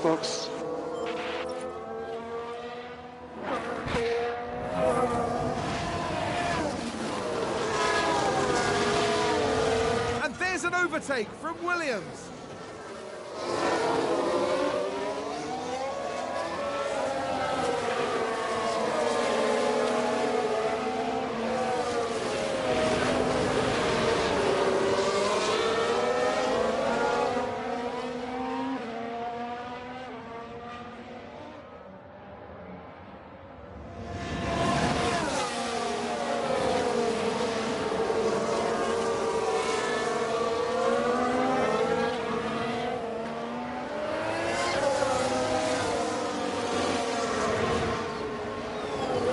Yeah, it was close. Ocon fixing to go round the pair of us right there, but Ricciardo blocked it. And we blocked Ricciardo. Right, Albon's in the pits. How close to this battle, this train of cars that we're holding up, can we get him? Is he going to be close enough to be able to push and get onto the back of it? Which is what I'm hoping. No, we're not close enough. Okay, can we get onto, or can we get out ahead of Tsunoda? Oh, side by side, Tsunoda's going to get us. Okay, so that push lap got us clear of Vettel, and he is outside of the DRS. We're going to have to push for this lap, just to make sure we stay on the back of Tsunoda, because he's got a better car than we do. And if I turn everything down, he will get away from us. So once we hit the DRS zone, I'll turn the tyres and the ERS down. But the pair of us, if I can hang on to the back of Tsunoda here, we'll pull away from Vettel. I do believe. Right, let's turn those tyres down, turn down. Need to drop the base. Copy. Porsche just about hanging on over here. Currently P11. He's doing a good job making that medium stint work for him. McLaren gain a position.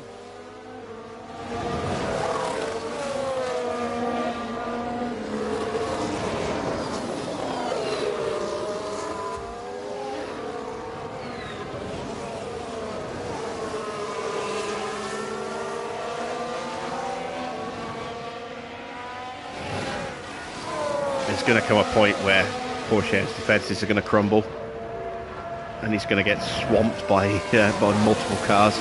But the longer we can keep him going like this, the better, because we're keeping him going at a pace faster than he would be able to manage on his own.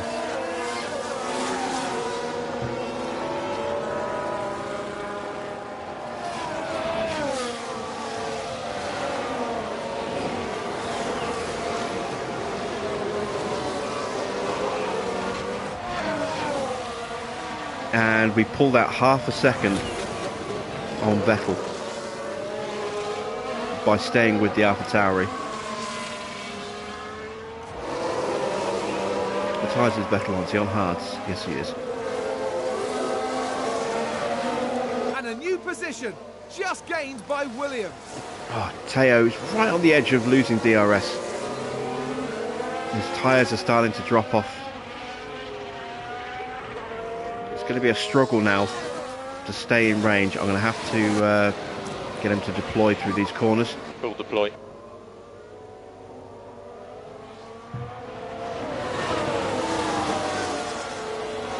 And even with deploy through these corners, we're still losing a little bit of time to Ricciardo.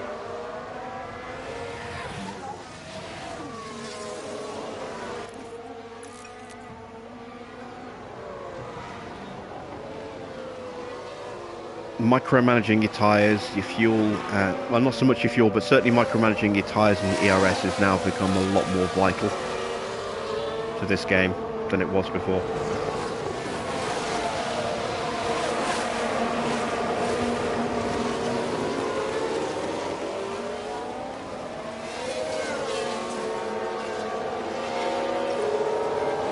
But we're running well. We're running in 11th right now. Oh. Yep, lost the position. Did he get the DRS though? Yes, he did. AlphaTauri gained a place. And Vettel's now 4 seconds. So Vettel lost a second on that last lap. That's the difference in pace that we're running, because we're running in the slipstream Sonoda and keeping pace with the DRS. We'd be running at the same pace as Vettel if we weren't able to hang on to Sonoda like this. So this is huge for us, because this will give us the separation we need from the Astons. We might not move any further up the field, but if we can stay with them like this, and then at the second round of stops get on those soft tyres, we can maybe gain a position or two.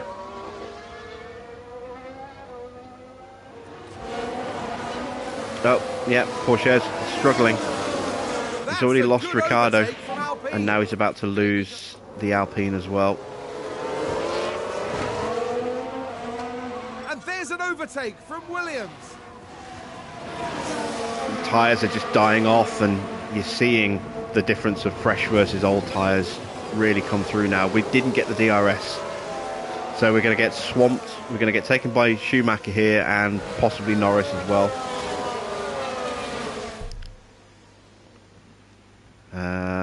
Oh, this is the optimal lap for his pit stop. Okay, we're going to ignore that for a second.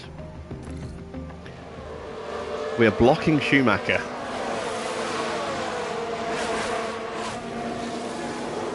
But we might lose out of position here. Let's queue up the stop. So we want to go on to another set of mediums, I think.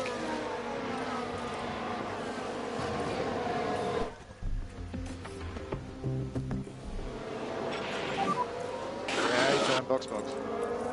For now, I'm going to delay the stop by an extra lap, but I might cancel that.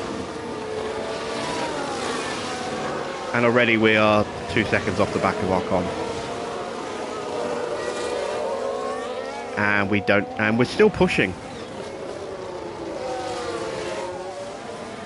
But we can't get there. So I'm gonna cancel that.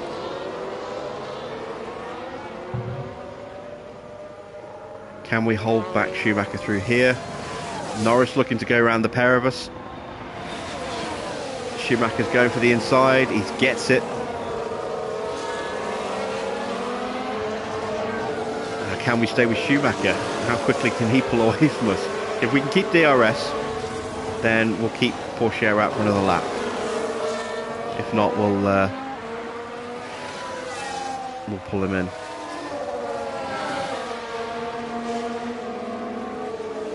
just about stay out for this one more lap.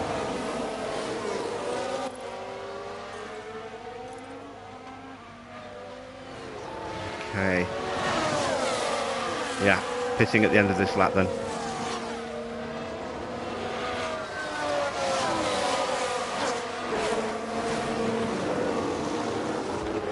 How's Albon doing? He's still hanging on to the back of Tsunoda. I'm going to try and recharge his battery a little bit.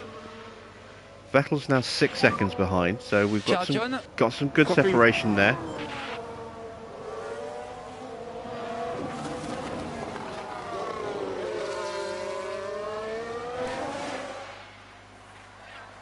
Let's speed things up a little bit, because we are going to do 2 races minimum tonight. We might even do 3, depending on how the races go for us.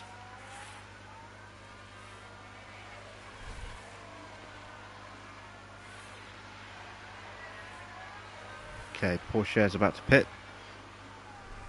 In fact, Pourchaire's slowed those guys down a lot for us. Williams. So, in conjunction of working with Tsunoda's pace and the fact that Pourchaire was holding everybody up at a slower pace, we are nearly within striking distance of the cars in front.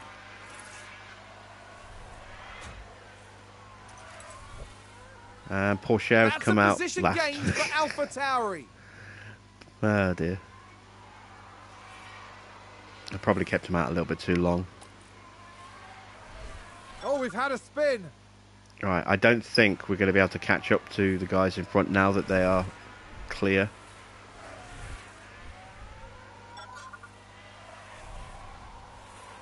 I'm almost ready to put the ERS back on neutral.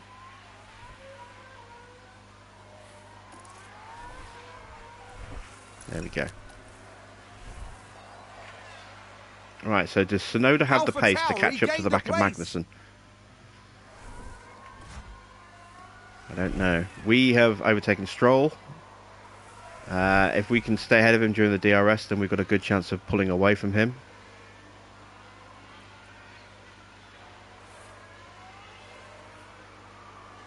And you'll see the difference between our fresh mediums and his slightly used hards. We were pulling away, but didn't quite have the gap, so we'll have to wait till the next lap. Let's get him on recharge.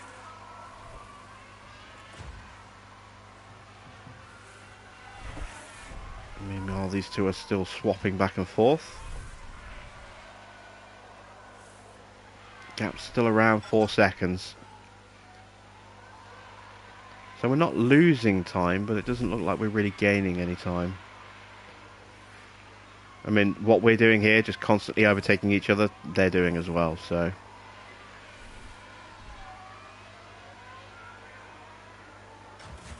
Aston Martin with a great play there. They've moved up a place. Okay, so... Oh, he's going for it now. Okay, so let's go full deploy. And let's push the tyres a little bit and try and break the 1 second barrier.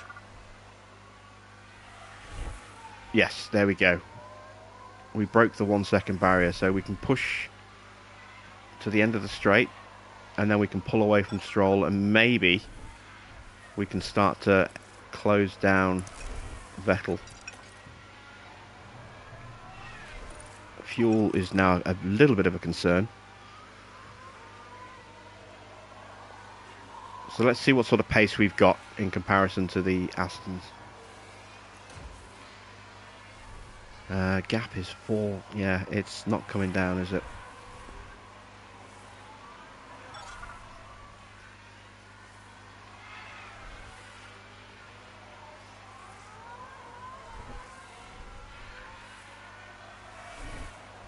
Maybe we can get lucky at the pit stops and pick up another position. In terms of tyres, they are pretty much on prediction. Teo's actually got some tyre wear to spare. Let me have a look at extending, and then maybe. Oh no. Okay.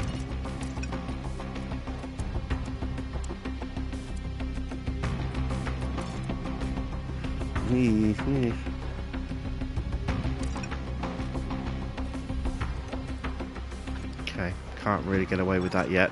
We're pulling away from Stroll at a good rate. We are closing on Seb.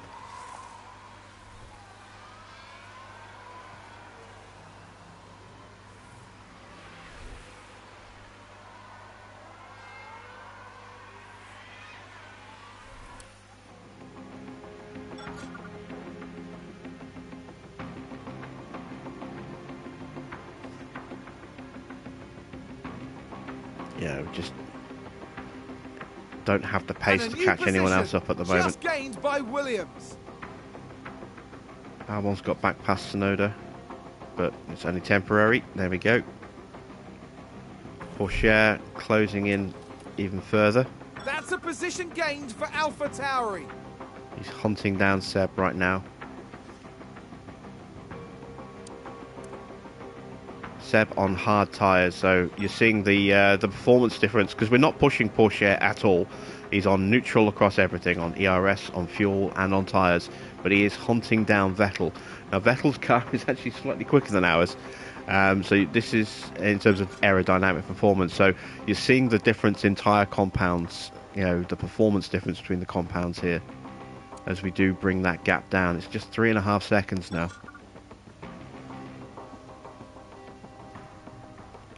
This is another reason why the one stop is much harder to pull off now when you have a slow car. I think there's been a lock-up. Because just to mediums you lose a lot of time.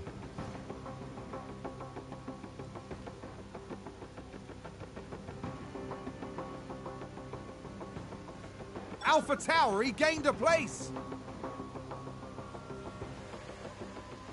Seems to have been a lock-up. Oh, Ricciardo had a lock-up. Let's take a closer look. Daniel Ricciardo involved here.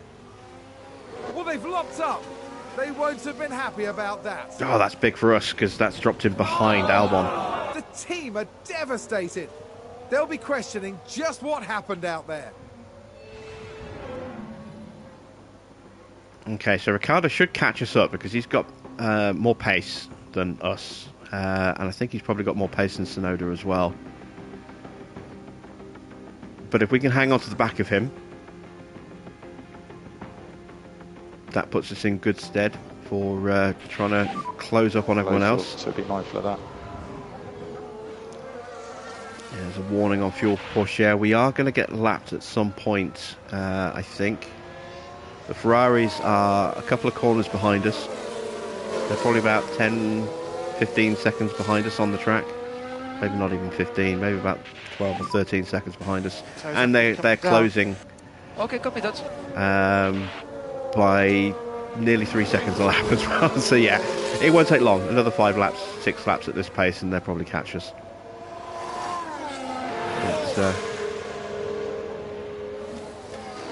Another yellow flag in sector 2. Who's that for? Might just be someone getting lapped. Oh, someone did go wide. Is that a lock-up? Tsunoda went wide. Replay. Now let's look at this. The focus on Tsunoda. Well, they've lost it. They've locked up. All right, so we got some clean air. No! And that was a bitter blow for the team. We temporarily have a reprieve. Albon has got a 4-second gap to the cars behind, but they're going to do what we were doing earlier. Him and Ricciardo are going to just keep leapfrogging each other. And they should bring that gap down pretty quickly. 4.5 seconds. As Albon ruined, Tsunoda ruined his tyres. No, it doesn't look like it.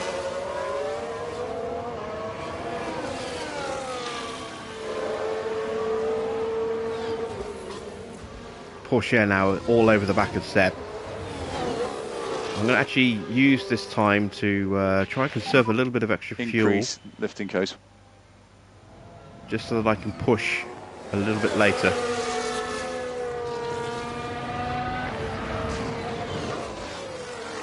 Still 4.5 seconds. We're 5 seconds off the back of Magnussen. Don't think that's going to improve anytime soon. How are we looking on tyres? Still got plenty of life left in Teo's tyres, which is good. Alex's tyres, yeah, a bit more of a stretch.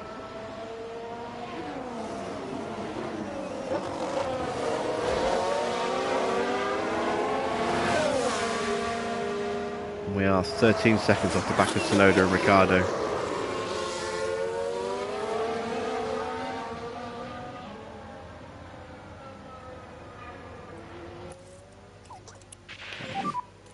And we think you can reduce lifting coast.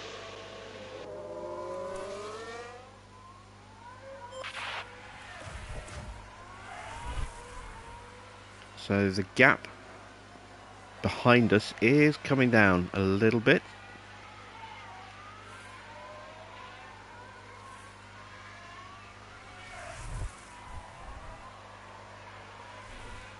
Although if they keep fighting each other, there is the potential for them to slow each other down. If we had a little bit more pace in the car, I would consider pushing to try and get onto the back of Magnussen.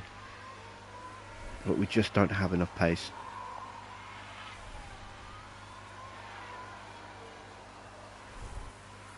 And it's going to be that way for a while. Porsche is through. He's already almost got a second. On the track. I'm going to drag Vettel along with me here if I'm not careful. Let's start using up these tyres. And a little bit of that fuel that we saved. And let's break the gap to Vettel between this DRS zone and the next one.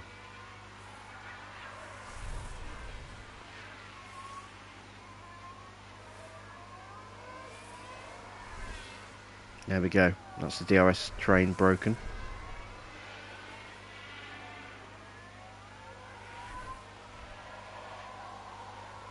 And there's the Ferraris behind, closing us down. So what I want to do is I want to make sure that I have some ERS to play with when the Ferraris turn up, so I can try and hang on to the back of them, for even if it's just for half a lap or a lap, just to try and get some DRS off them. So I'm going to keep pushing while I recharge so I don't slip back towards Vettel again. Meanwhile, Tsunoda and Ricciardo are now just 2.5 seconds behind us over here. We're still gradually slipping further and further away up front. Yellow flag, was that someone running wide? Looks like there's been a lock-up. Perez locked up. Okay. That's not going to affect us.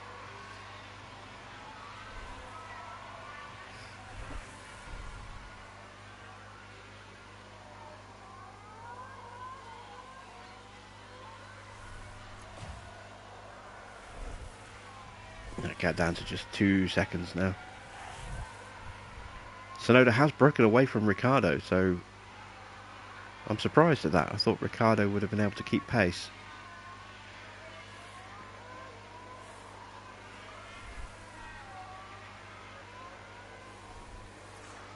We're getting close to the pit stops.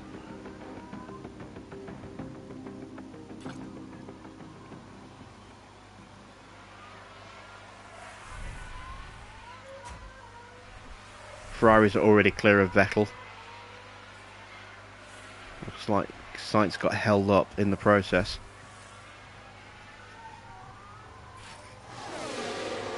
And you're about to see blue flags in effect, where the cars move over much more effectively now, because we're about, there we go, we get out the way very, very quickly.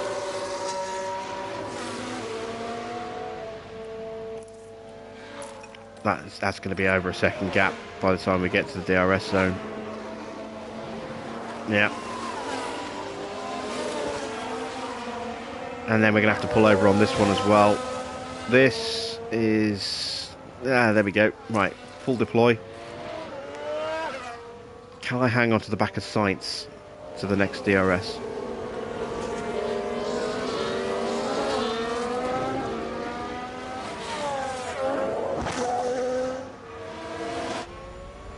Probably not. I think that gap's a second already. I've got my tyres on push, I've got fuel on push, I'm on full deploy with the ERS, and I think that gap is already over a second. Someone locked up. Sonoda locked up. Oh, that's really helpful for us. We did manage to keep the DRS. They've locked up and gone straight on.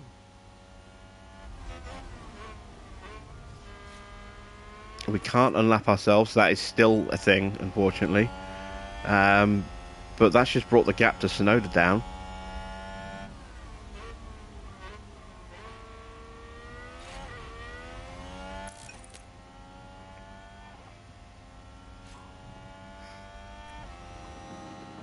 That margin that we have on tyres is definitely going to help us stay with Sainz for a bit. Sonoda's pitting, as is Ocon. Albon needs to think about pitting then.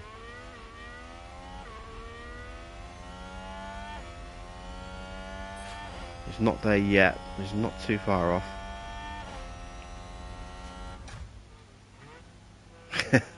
Porsche trying to unlap himself but not being able to.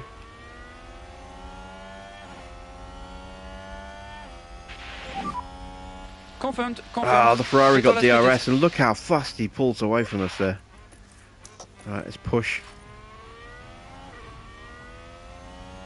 I need to stay with it.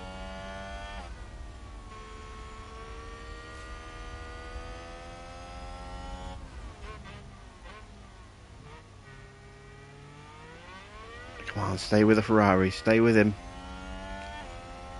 I think we're just okay.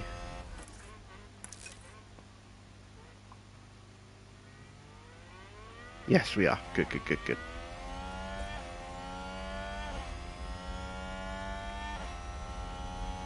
Albon's got maybe one more lap before he's going to have to think about pitting himself.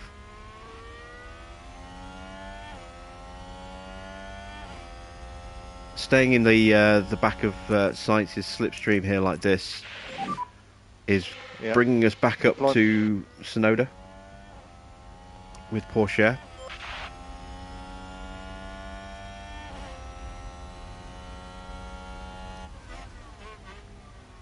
I mean, we're still 12.5 seconds, ahead. It's only 12.5 seconds. Oh, he pits. Okay, so back into harvest. How are we doing with Albon? He's only 1.2 seconds ahead of Ocon. That gap's going to keep coming down. Ricciardo's still a couple of seconds behind us. So we are holding Ricciardo off. And he's going to have to make another stop soon as well. Ocon's made his final stop. So Ricciardo's going to be on softs with us.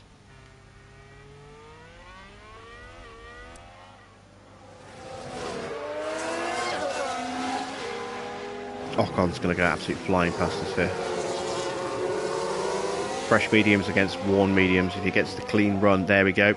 He's just going to go sailing past us. Can we stay with him for a lap? Only can use the deploy. Okay. Look how much time we're losing through the corner. Just advanced. Just through the corner.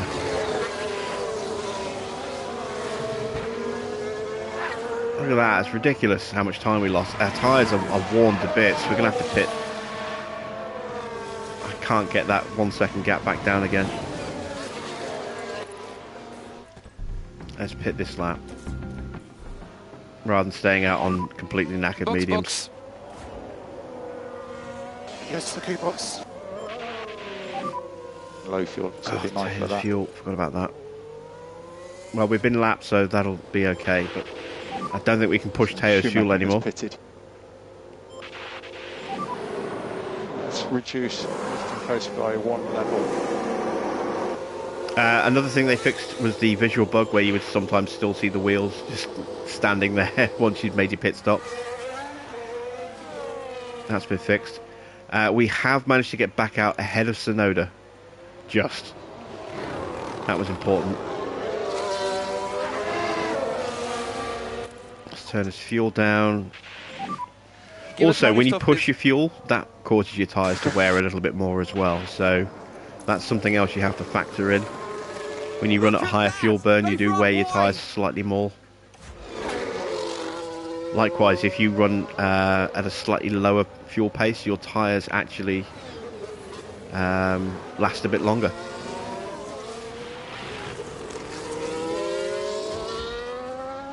Right, Porsche is in the optimal window.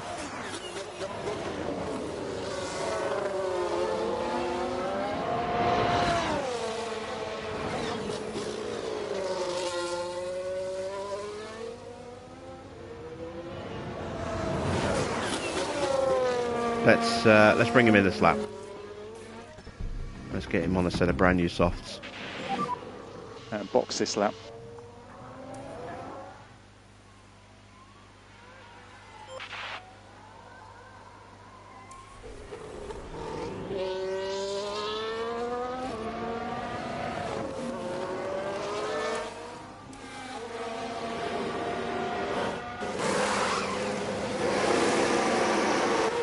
Right, so we're going to come out behind the Ferraris. We can't... someone spun. Who spun? One of the Alphas. Sounds like we've had a Yeah, spin. Joe. Okay, that's not going to help us. He's way too far ahead of us. Yeah, we can't use the Ferraris to tow us along anymore, but because we were pushing earlier, we made that stop and we came out still ahead of Vettel, comfortably ahead of Vettel. You can afford to drop back. So we can slow the pace down a little bit. We should be able to pull away from Vettel now because we have the better tyre compound.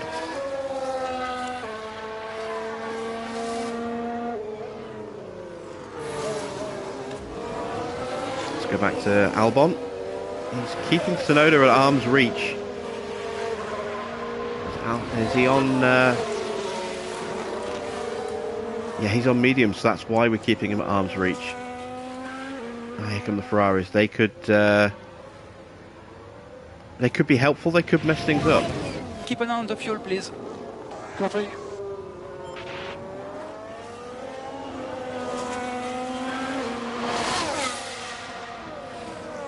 The Ferraris could either screw us over and drop us right into Tsunoda's clutches, or they could screw over Tsunoda and then we might get them at a point where we can hang on to them and then just follow them around the circuit. And this is where our soft tyres against their mediums will come into our benefit. It'll make it much easier to stay with them and keep the DRS with them. Who knows, that means we might even be able to get up ahead of Magnussen. And then Gasly.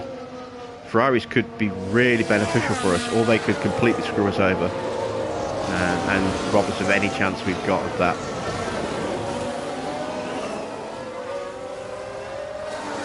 We should find out in the next couple of laps.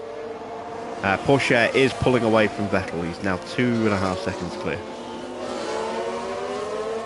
So again, even though the Aston is a faster car than us, and Vettel is a better driver than Porsche, the tyres are really making the difference there. There'll be a crossover point where the mediums will be faster than the softs, but hopefully we'll have enough of a cushion to be safe from that.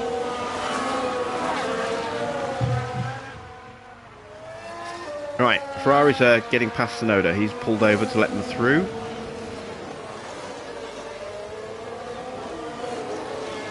Kind of worried about where they're going to catch me. As long as they get past me,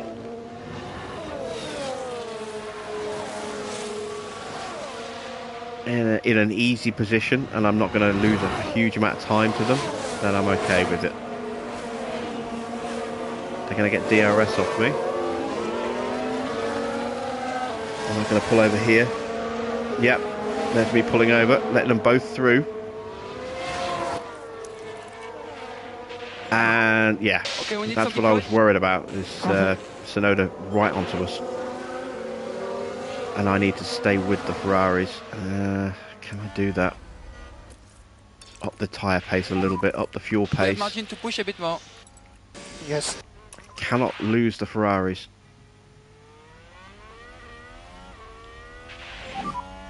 Let's lift off, please. Copy. Am I close enough? Please be close enough. No, I didn't get DRS. Oh, yellow flag briefly in sector 1. I think that was just somebody maybe getting a lap. No, someone went wide. Sounds like someone's locked up. I've got to push with everything I've got just to try and get back onto that Ferrari. Push now, push now. I can do this for just a few corners, and then I've got to cool everything right off again. If I can't get the DRS here, I'm screwed. And I think I'm screwed.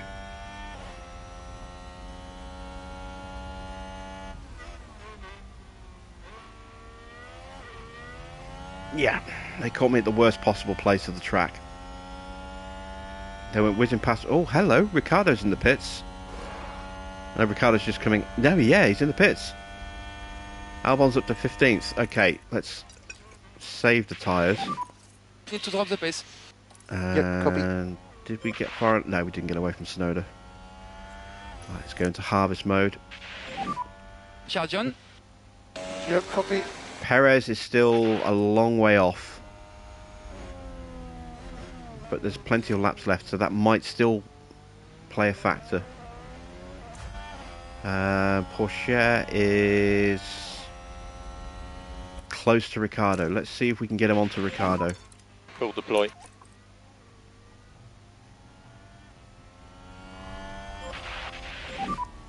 I don't think we'll have the pace to catch him, but we'll try. He doesn't have DRS, so he's not going to be able to sprint away from us that way.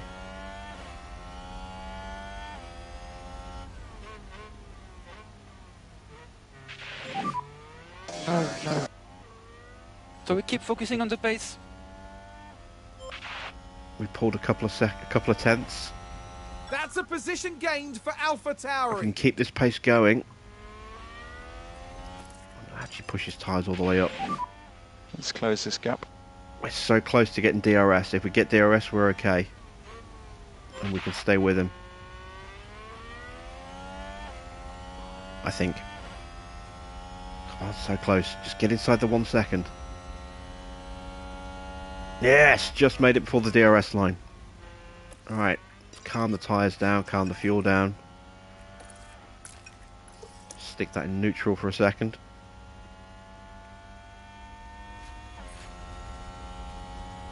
I do not want to overtake here. There we go. Stay behind on the line so we get DRS again.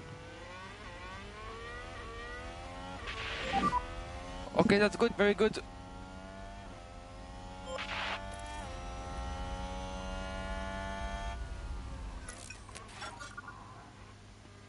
Alright, so now hopefully we can stay with him.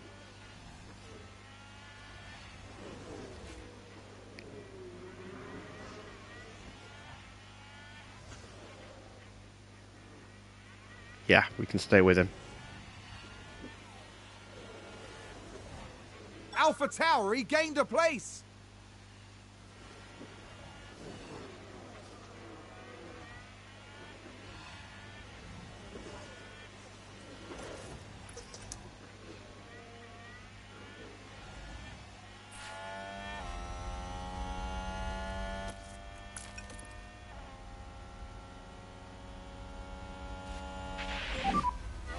Charge off. Didn't want to get the overtake done there. Okay. Never mind. Okay, that's good. That's good. And he's going to get straight back past with the DRS. This is dangerous. He might get out of range. Gets half a second. Keep pushing. Keep pushing. I'll stay with him.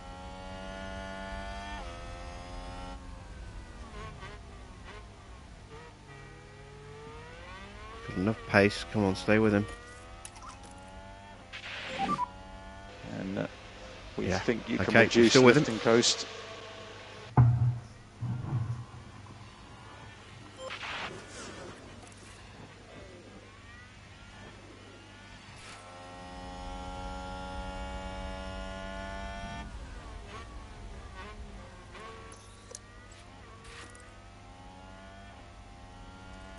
Fuel's getting low, but we've been lapped, so we should be fine.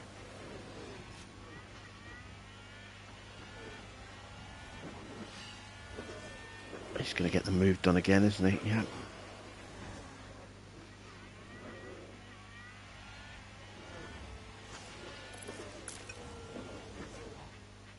Right, we're almost fully charged. That'll have to do. I don't want to take the risk of getting caught again.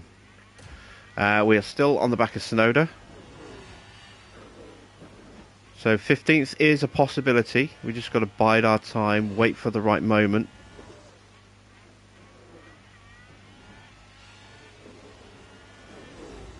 And then try and get past him. Our hopes of hanging on to the back of the Ferraris and being pulled along to the group in front are well and truly dashed.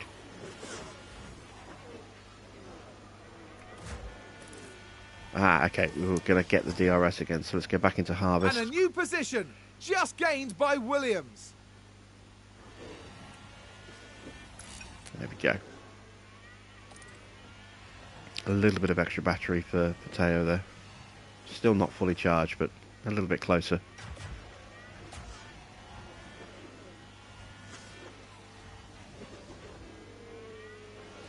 How's my tyre wear looking? Alex is a little close to dying off at the end. Teo's is okay. He's got that tiny bit of margin to play with. From Williams.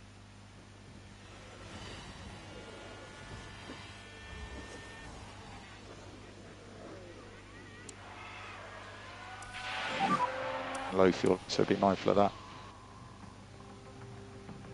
All right, and here comes McLaren Perez. With a great overtake.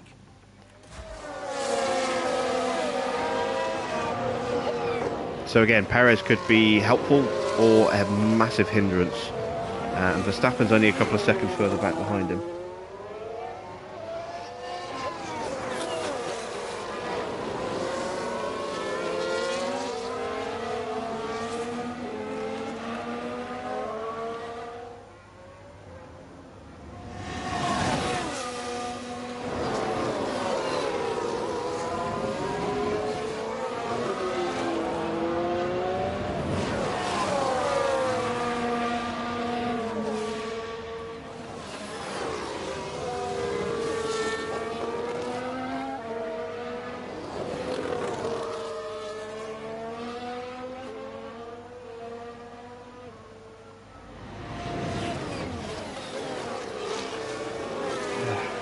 Spam bots are back.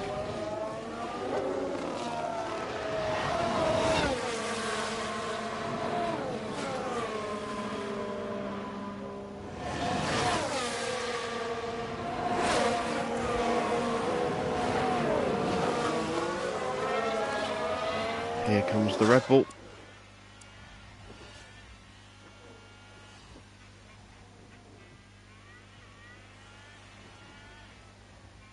This is why I wanted to get the battery recharged as well, so that when we do have to pull over, if we get the chance to scoot ahead, I want us to be able to sprint away.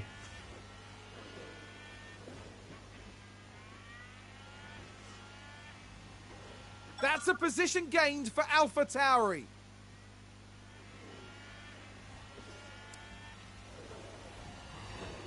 I think he got the DRS on us there. Yes, he did. That's not good.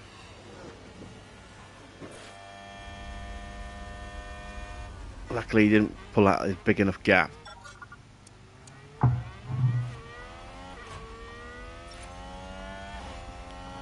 Albon's still ahead of Tsunoda. 5 laps to go.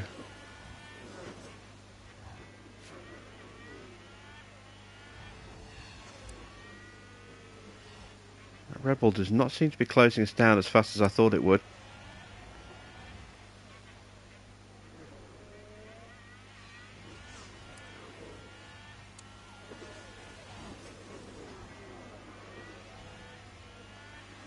And Albon is holding his own against Tsunoda right now.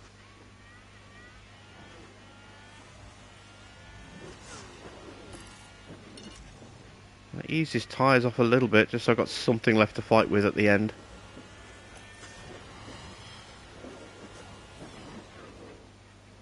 Porsche's got a bit Alpha more margin. Tauri gained a place. And Let's there's take a the look at the overtake. replay. Now look at this. It was the Alpha Tauri driver involved. Yeah, straight past us. But we should be with him on the next straight.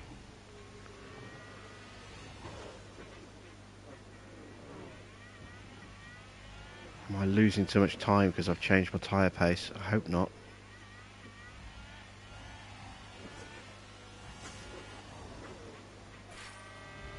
Porsche's actually closed this gap to Albon quite substantially.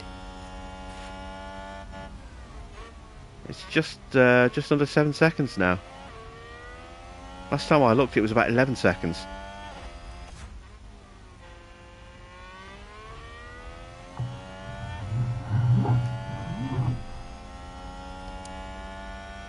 That Red Bull's still there, menacing in the background. Is this the moment where Ricciardo has to pull over? 4 more laps. Yes, 4 laps. it is. Okay. He's going to have to pull over for the second one as well. At some point. You're doing a good job. Look how fast that car just closes us down. Oh, And a new that's position, terrible. Just gained by Williams. All right. Full push. Yeah. Deploy. Right, we're well clear of Ricciardo. Can we hang on to the back of Push hard. Perez I need to here? Push hard. If we can, this will bring us onto the back of Albon on Tsunoda. Well, actually, no, I don't think we'll have enough laps for that, but it'll certainly keep us away from Ricciardo, who's going to be doing exactly the same thing as us, but behind Verstappen.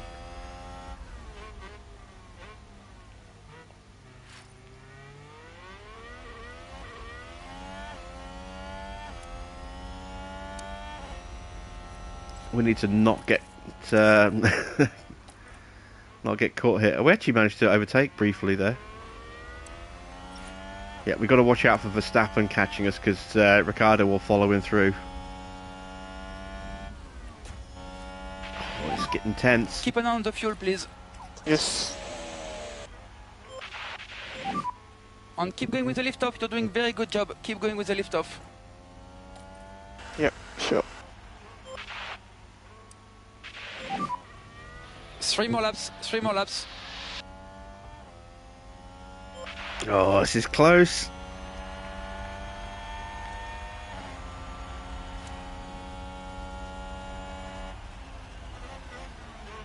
That's a position gained for Alpha Tauri.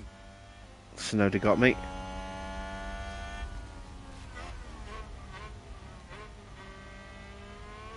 It's 2 laps to go. I've got enough fuel to push. Let's lift off, please. Yep, copy. Push hard. Push hard. Copy.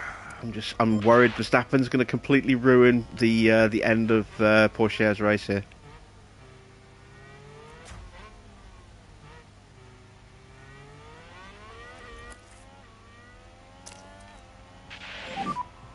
And you can use the deploy. Yep, okay. Yeah, okay, he did. But we've got the DRS, it's not enough.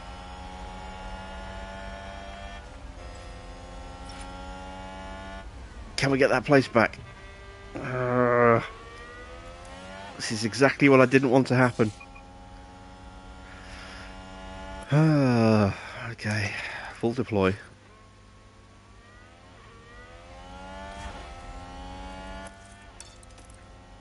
Everything I've got left on the tyres, everything I've got left fuel and battery wise now.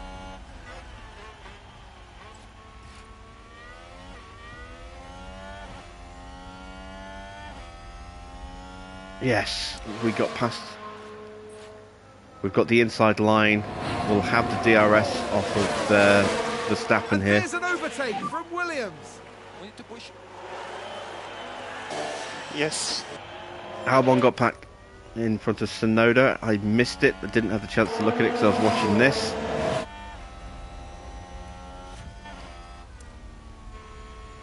Okay, so tense battles up and down the field for our two drivers. This is going to be crucial. Can I stay ahead here? Yes, I can. Okay, Porsche.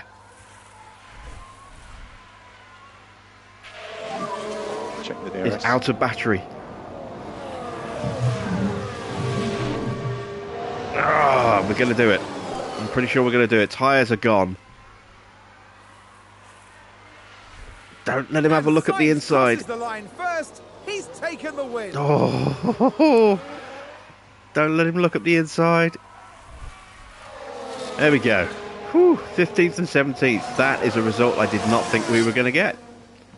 I thought we'd be looking at 17th and 18th.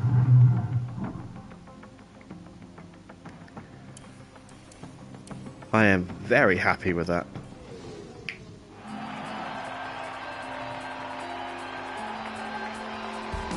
What a pleasure it was to watch Alex Albon on the track, and an amazing result to match.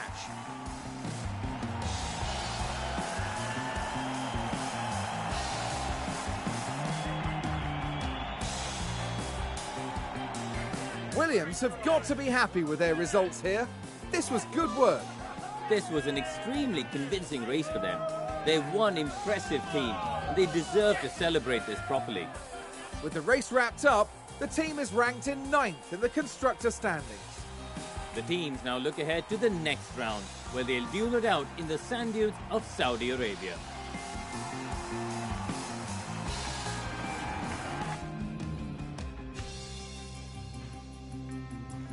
So there we go. A pretty successful first race, all things considered. You know, we managed to hold off an AlphaTauri, which is pretty impressive. We also managed to hold off a McLaren as well. I'm very happy about that. So that's good for us.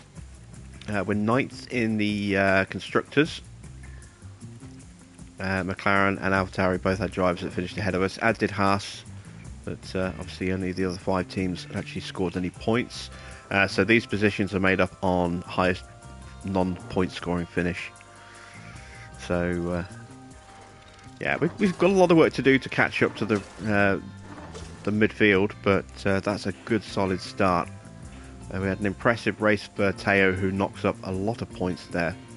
And an impressive race for Albon, who gets a decent return as well. In terms of our sponsors, we actually made one of our performance incentives. We got one of our drivers to finish in the top 15. So that's a bonus 100,000 that we weren't expecting.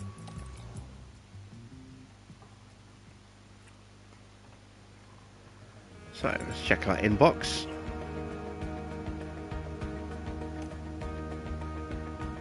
We met the board's expectations. I would say we exceeded them myself, but we are just 4 days away from the next race. Let's have a look at what's coming up. New suspension will be completed to give us 4 suspensions, so we'll have 2 spares. That's all that's going to happen before the race. And we are going to push straight into Jeddah as well. So we should have 4 of those now. Yes, we do.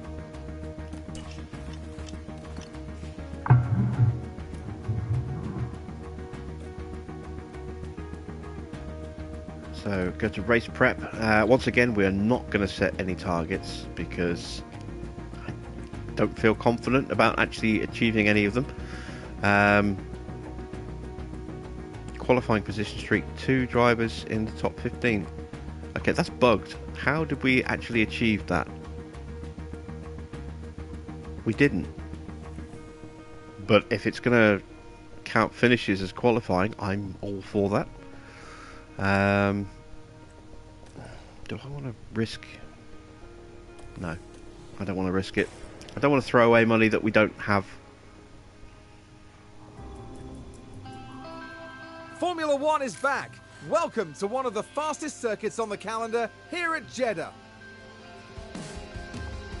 The Saudi Arabian Grand Prix is about to kick off, and the atmosphere here is electric. The Jeddah street circuit has one of the fastest average speeds, as well as the most corners of any track on the calendar.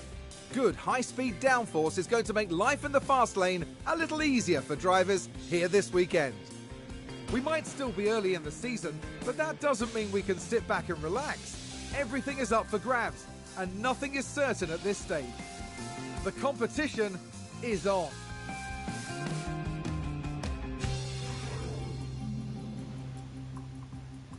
Okay then, so Jeddah. Once again, we're going to use setups I've used before and see how close or how far off they are. So let's start with car 1. So I want a front wing of 8, I want a rear wing of 11, an 8.2 roll bar,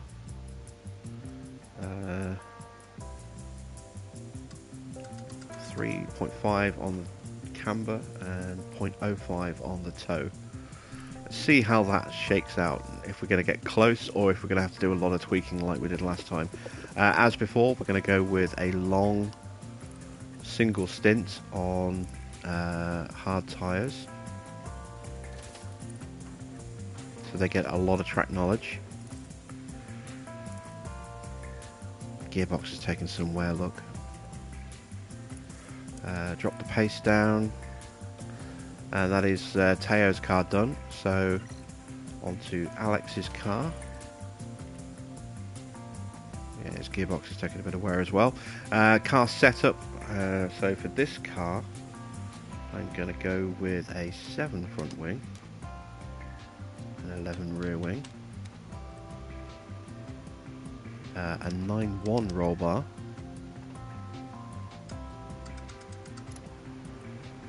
minus 3.5 on the camber and 0 on the toe. We are right on the limit with traction, right on the edge of the box, so that might be something that has to be changed. It depends on how close to a previous setup this one's actually going to be. We might nail it straight out the gate, but if the last race was anything to go by, we might have to do quite a bit of tinkering to get it where we need it. Cars are ready, drivers are ready. Let's go to practice. Ready to check.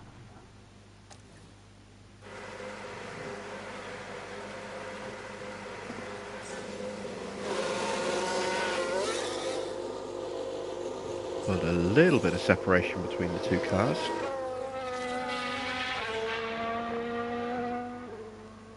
Just so they're not tripping over each other on track.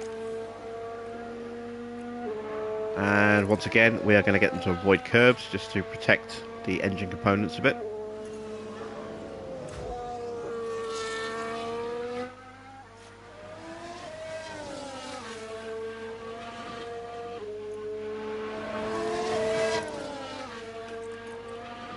Okay.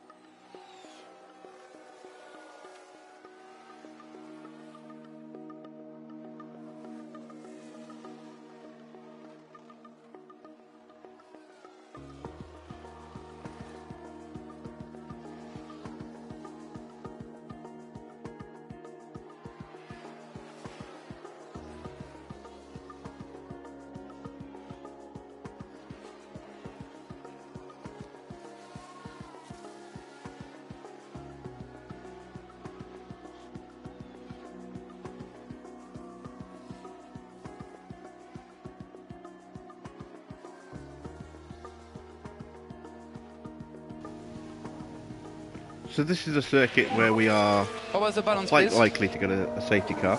Feels good. Copy that. So we can perhaps try a one-stop on this one. We will struggle with tyre pace.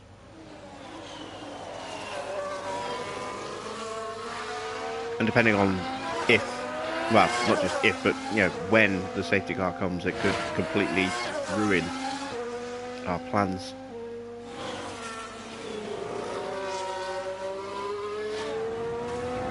But it could be helpful. I mean, if we start on mediums, switch to hards, and then we get a late safety car, we can take advantage of that to switch onto a fresh set of mediums or even maybe softs, and have a tyre advantage over the cars in front of us.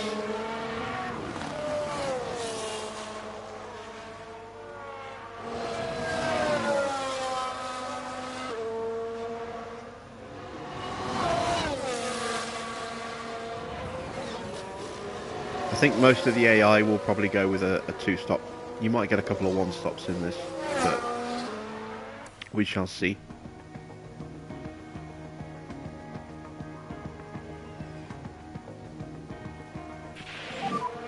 Okay.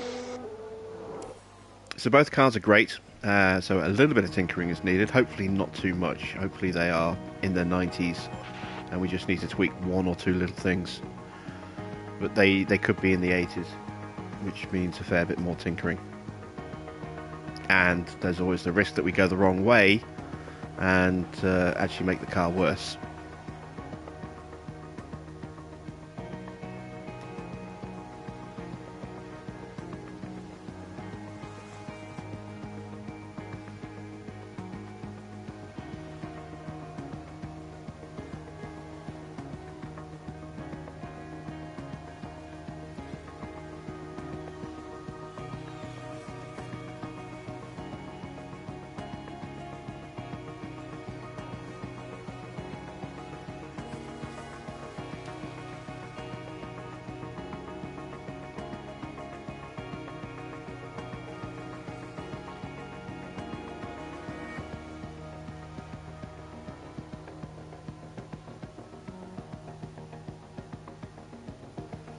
Okay, we are doing quite well. Let's check our track progress.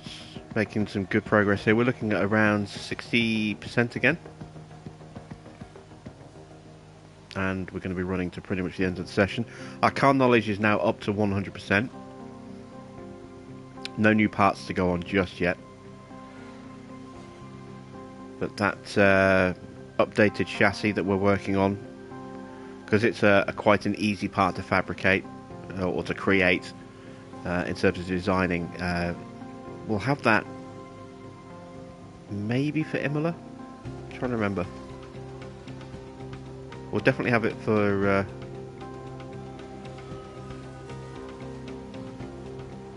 I think we'll definitely have it for Miami, but I think we might possibly be able to get it for Imola, which would be really useful. Because that's a circuit where even a slight improvement in our speed is going to be, vital.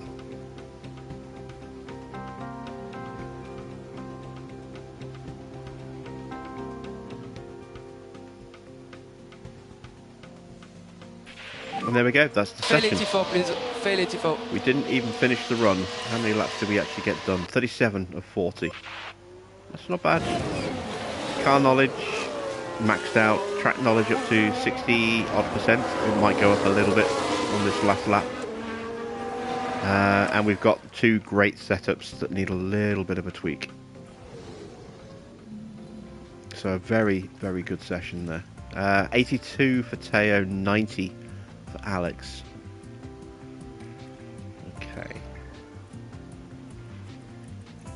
Oh, I never actually looked to see what those changes we made last time out, whether they actually improved the cars or not. I'll have to watch the stream back later and have a look. Okay, so the roll bar needs to change. So we'll go with an 8.2 roll bar. The camber and the braking, I can't tweak those to get it where I need it, so I'm going to have to do that through a front wing change. So we'll have to go to an 8 front wing.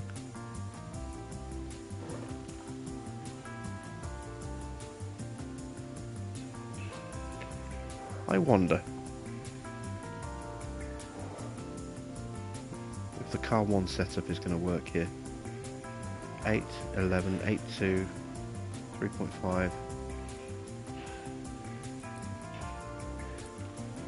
Might not even need that change there. Yeah, let's go with that. This is very close to the initial setup we had for car 1, so maybe that'll be it. We'll run a set of mediums and 20 lap run. Actually, no, we're going 19 laps. And we will drop the pace. Let's look at Teo's car.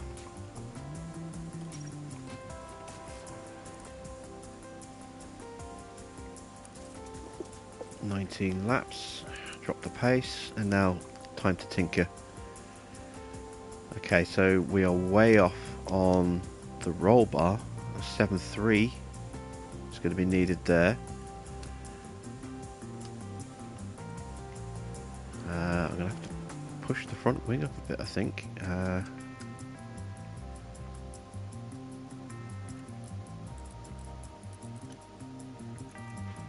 Rear wing's not right either. Let's go to an 11.5.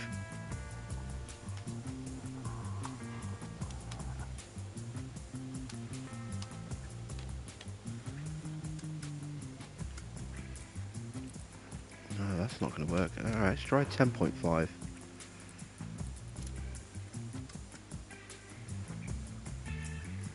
Okay, that's getting us a bit closer to where we need to be.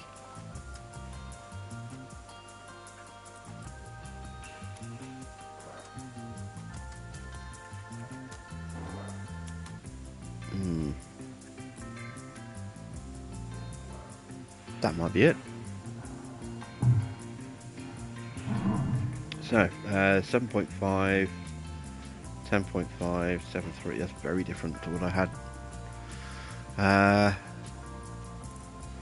Yeah, hopefully that will give us what we need.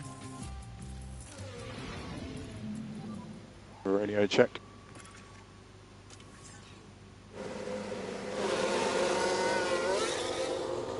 Once again, we'll send out Teo first. We'll put a little bit of gap between the two cars.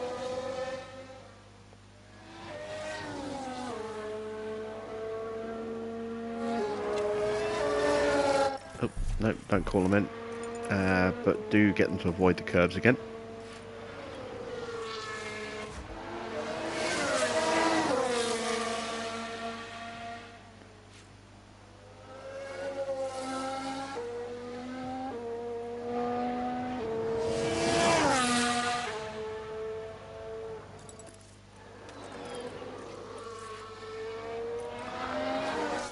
Okay.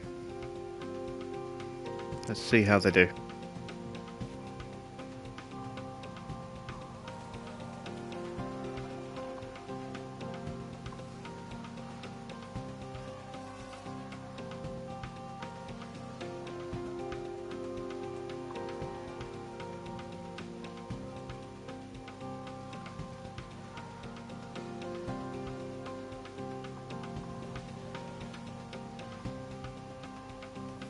Really hoping we can get these two setups dialed in nice and quickly,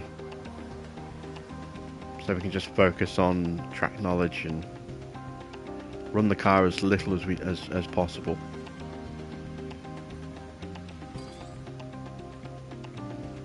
We're going to get very close to maxing out track knowledge by the end of this run, so we should get 100% track knowledge by the end of this session. Things go well.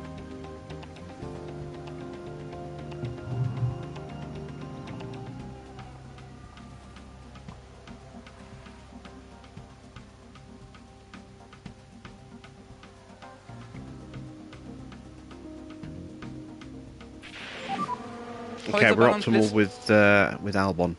I'm happy. Good. We are again causing a big queue. I don't really care about that.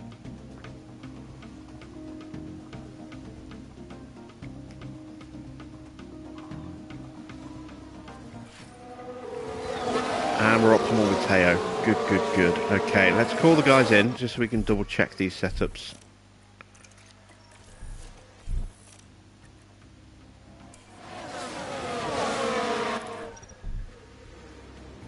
Boom, there we go. 100%. Perfect. So we'll just turn this car around with some fresh fuel, send him straight back out again.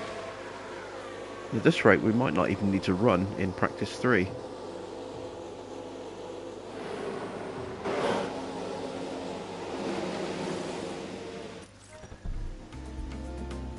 and 100% with Albon as well. Excellent stuff. So again, just a bit of fuel. I didn't check the tyres, but I'm hoping they'll be okay.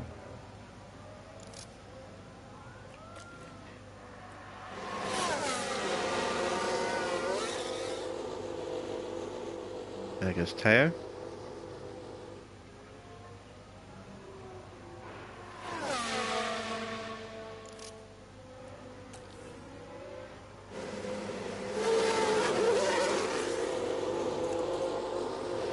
Oh yeah, 70%, they're fine. And there goes Alex. So these guys are just going to run to the end of the session now, or until they get 100% track knowledge, whichever comes first. I'm guessing it'll be the track knowledge.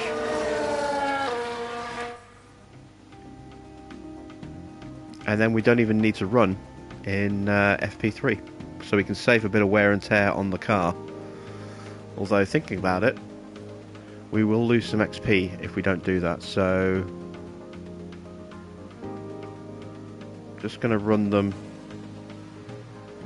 for another few minutes, and then I'm going to call them back in again, and then we'll have one run in FP3 to make sure we get the XP from running in that session. That'll do.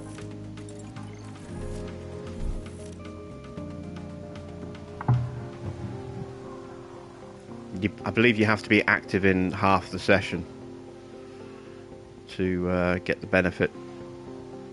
I seem to remember reading that earlier today.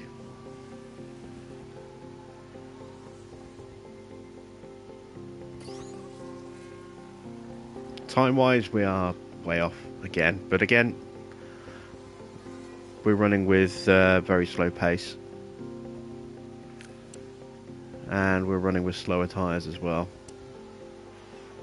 We will be closer to the Astons, but again, in terms of qualifying, 17th is going to be the best we can manage, unless somebody, has a big crash before they set a time, or someone gets held up really badly on both their runs. We're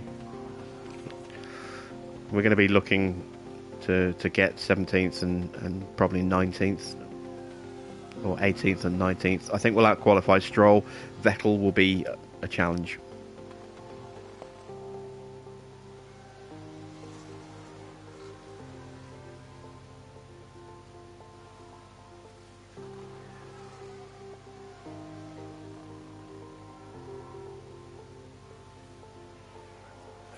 And there we go, it's the end of the session.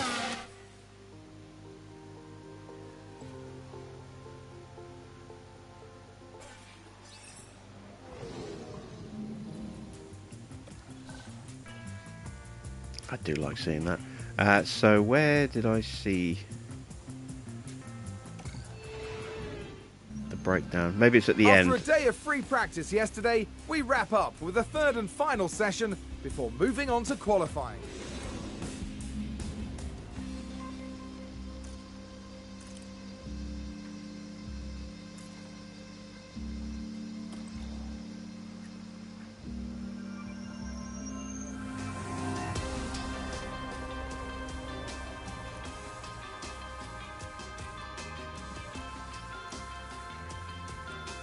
I was seeing it somewhere. It must be the points breakdown at the end of the race where I saw it.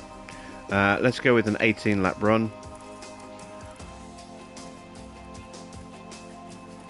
The cars are exactly where they need to be. 18 laps will be more than enough to get the track knowledge up, and then we might go for a quick blast at the very end of the session, just to get a rough idea of our pace relative to the to the AI. Copy, radio check.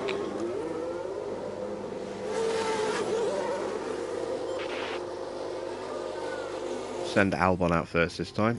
Let's again get them to stay off the curbs. This will slow them down a little bit as well. They won't be pushing through the corners quite so hard. They won't be hitting their apexes.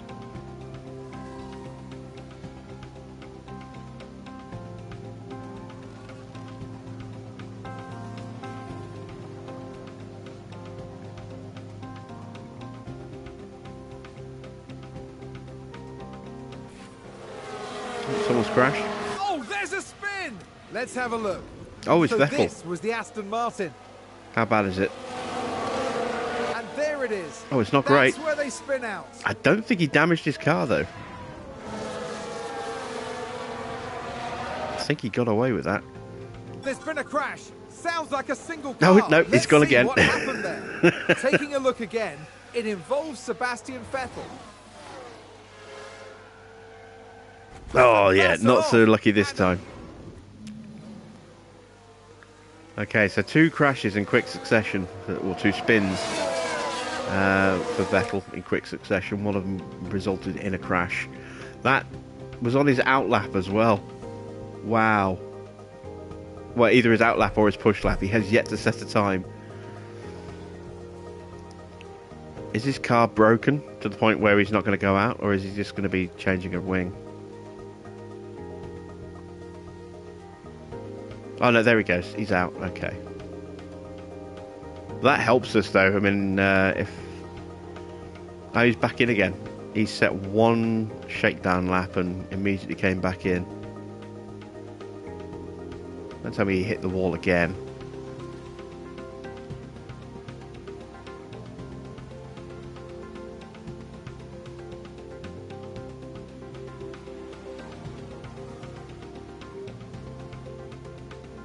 Is he going to go out again?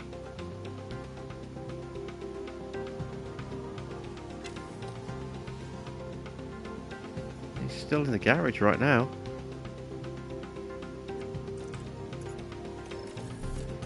Right, our guys are heading in. Just to get a rough idea of our pace, I'm actually going to stick on a set of fresh soft tyres. Just put a few laps of fuel in. And just get an idea of what our pace is going to be. So we'll do 10 laps. No, 5 laps. Don't want to overstress the engines.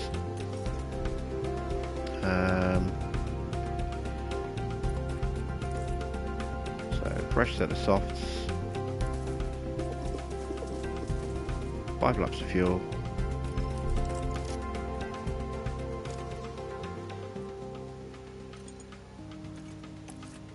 Normal pace.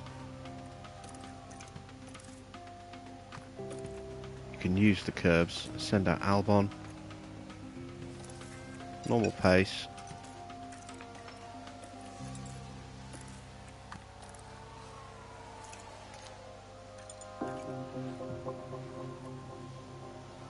Okay, so Porsche up with Sonoda. Albon up in 11th. That can't be right. We can't have that much pace against the AI, surely. I mean, we did only run with a few laps of fuel, so that's probably why we're so high up, but it's encouraging. I don't expect us to be there in quali. I mean, nothing's changed with the car.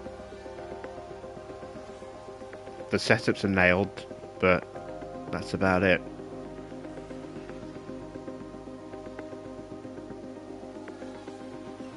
Yeah, it's got to be fuel loads that's put us so high. I should have gone out with more fuel. Never mind. And Vettel is not going out again. So, yeah, Vettel's lost an entire session. That will hopefully make him less effective in the race. Make it that bit easier to stay ahead of him. Might even make him less effective in quali as well.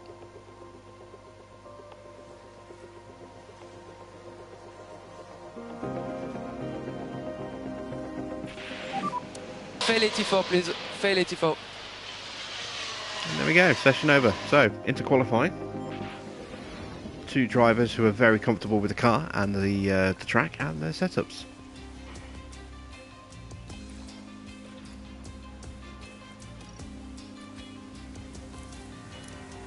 Let's reduce that flying cooldown lap. Take that off.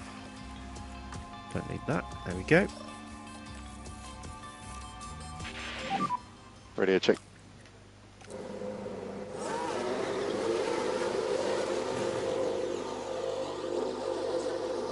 Should have just sent Albon out first. Never mind.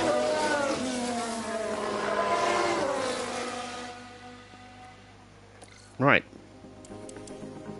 Can we get a clean run to set a benchmark time?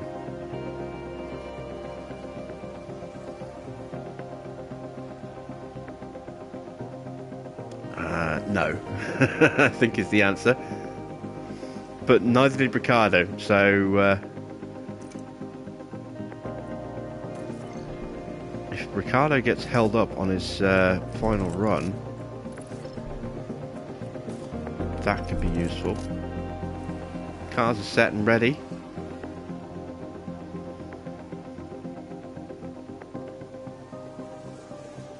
We're ahead of Stroll. I think there's been a lock-up.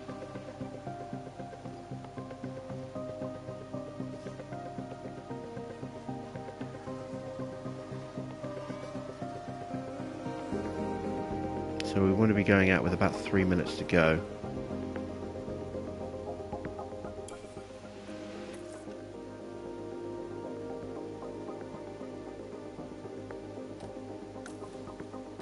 Oh, there's movement already.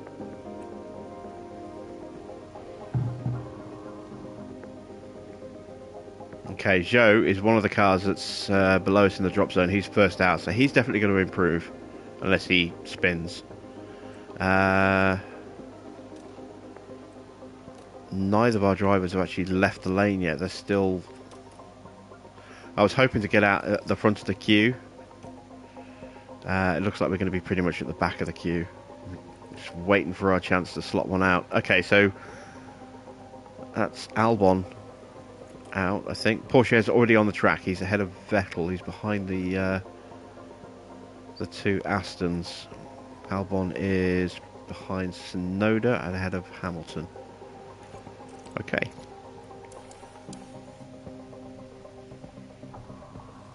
Let's see if we can hold on to getting one car through. That'd be amazing.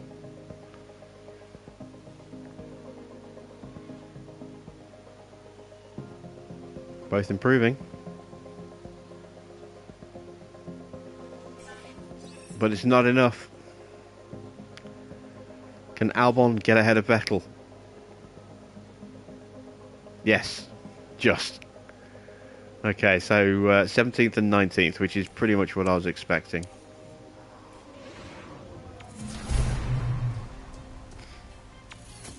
It's going to be another tough race. Going to have to hope. Welcome to race day. And before we get down to it, last-minute checks are being made. Williams had a good performance in qualifying. Now they'll be eager to demonstrate that they can have an even better race. McLaren did a decent job during qualifying. This is a solid grid position, and it certainly has the potential to lead to good race results. We've been having sunny weather here today, but there are some clouds looming that might complicate things for teams further down the line. Well, the streets of Jeddah are abuzz, and the teams are nearly ready for the start of the Saudi Arabian Grand Prix.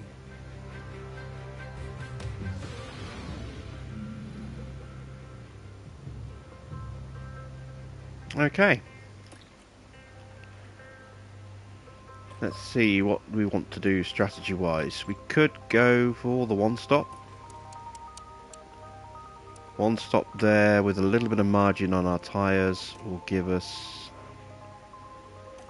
a 1 minute 18. A two stop. That one's actually slightly quicker. Okay, let's see if we can tweak that. So let's start on a set of mediums. Finish on a set of softs.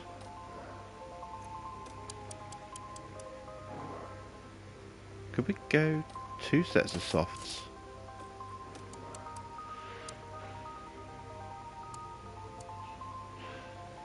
We could just about make it, but, and here's the interesting thing, it's actually 3 seconds slower because of the drop off in performance as the tyres wear out.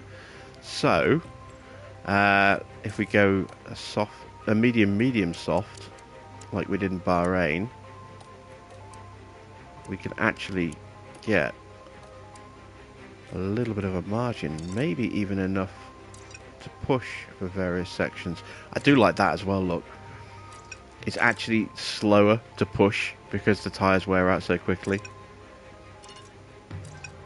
That's a nice touch. I like that.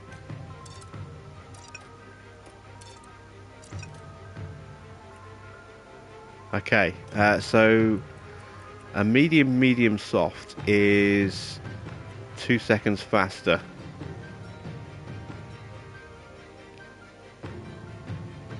We're going to go with the medium soft. And if we get a safety car early-ish in the race, then we can convert that to a one-stop and make it a medium hard. So let's get rid of the middle strategy there. So that wants to be soft, that wants to be medium. Oh. There we go.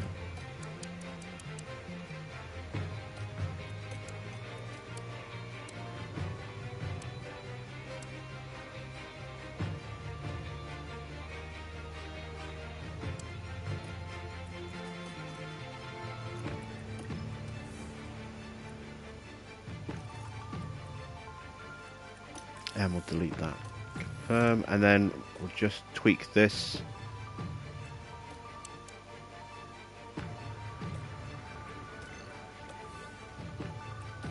And same here. Just nope. We'll just tweak that to make it a viable alternative if a safety car comes out. You know, in the first sort of third of the race. Okay.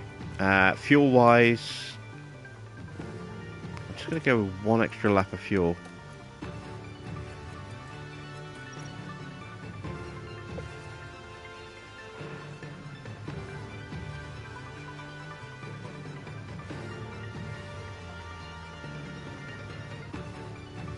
Oh god, spam bots.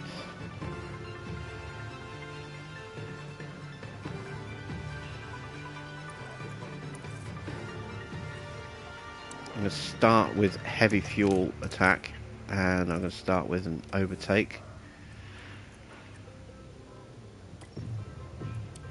But I'm not going to push the tyres. Actually, no, I'm going to push the tyres briefly off the line. Just for the first lap or so. And then we'll calm those down.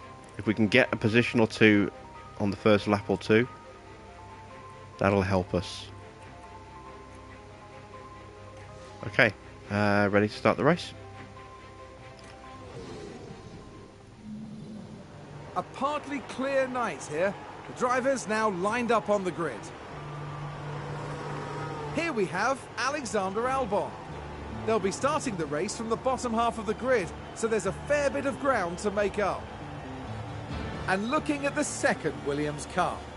Slower than most yesterday, so today they'll be starting from the bottom half of the grid. Everything's been building to this. We're now moments away from this. The Saudi Arabian Grand Prix. And it's lights out, and away we go. Alright, we need a good start. Cars around us, mediums, Norris is on soft, Stroll's on hards.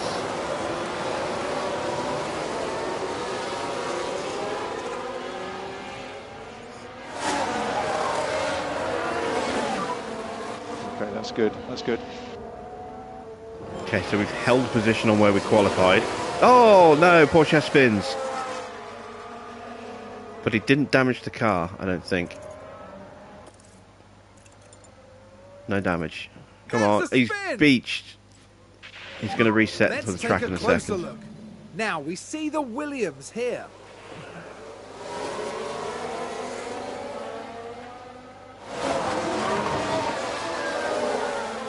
And they clear it. Big move for them and a race position gained. Back in the garage. No, show me the overtake. I thought that was a spin that was showing me. Okay, so he's back underway, and that's his race ruined. So let's calm that right down. You can afford to drop back. And I think I'm going to convert him to the one stop. Maybe. I mean, he's 15 seconds off the pace. Albon, on the other hand, is away from the two Astons right now and is all over the back of the guys in front. Need him to try and gain a position here if at all possible.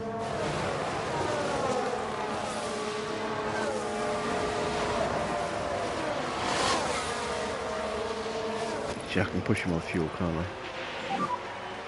Let's reduce lifting close. Alright, Vettel staying with us, but we're dropping Stroll.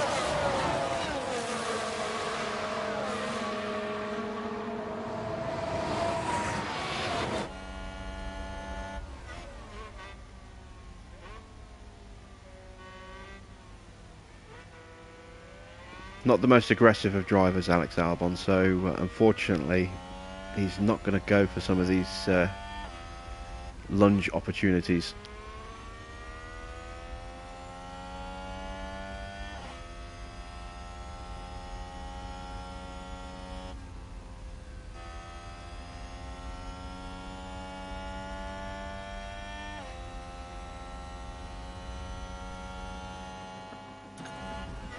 Another lap or so on this this push level before I have to worry about the tyre wear.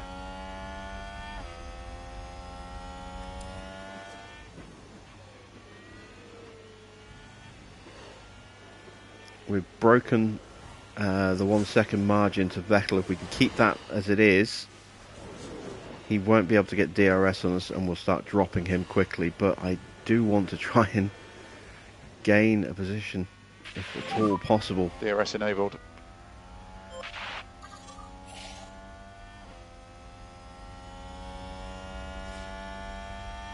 I'm running out of battery already.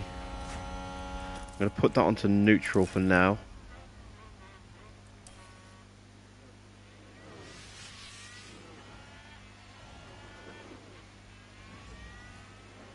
First DRS zone is until about halfway around the circuit.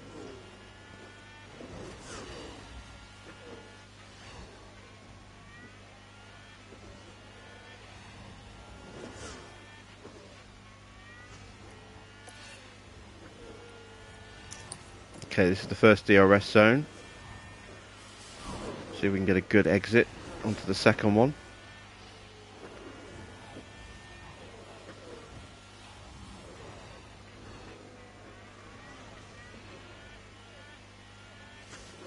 Alright, we've got to run. Can we hold the position? Yes, we can. Excellent. Okay, so let's go to neutral to protect what else we've got on the battery. We're also going to drop the tyre. Oh, no, it's the fuel. Drop the tyres down. And a new position, just gained by Williams. And we're going to try and stick behind Norris, who's on soft tyres. What's Ricciardo on? Ricciardo's on mediums.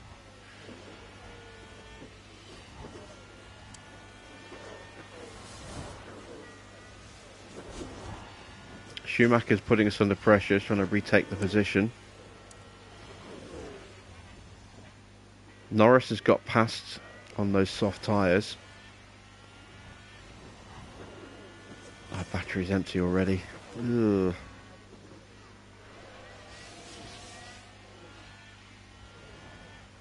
I'm going to have to try and do little piecemeal bits of charging.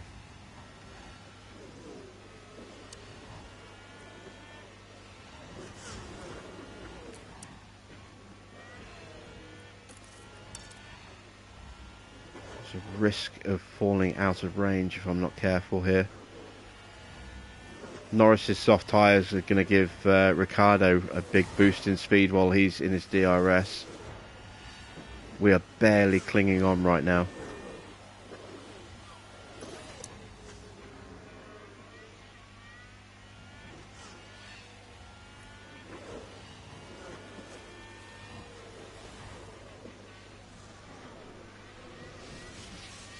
Okay, Ricciardo's back in front.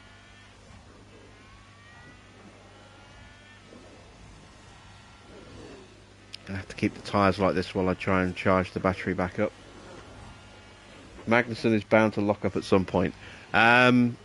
Well, he might have had his control improved. Oh, damn it, we're out of range already.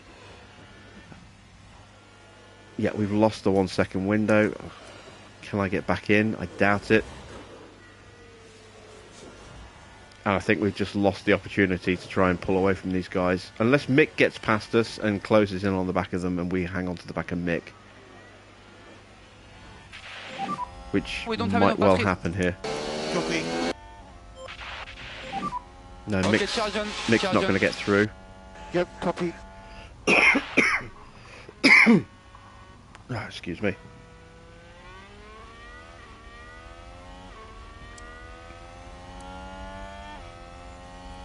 So we're in the situation where we've lost... Oh, we've had a crash. Is that a safety car? Oh, wow. Not sure what happened there. We couldn't Currently overtake. yellow at 7. Here's the replay. Okay, so there we have the Alpine. What did Ocon do? Oh, he just ran wide straight into the They've wall. lost control, and there's the crash. And we couldn't go through because we were under yellow That's flag. going to be a big blow. Okay, let's calm those tyres right down for a second. Need to drop the pace. Yep, copy. Because Ocon's got to be slow. He's missing half his wing. Oh, look at that. Schumacher just sneaking up the inside. You cheeky... Yeah. So we keep focusing on the pace.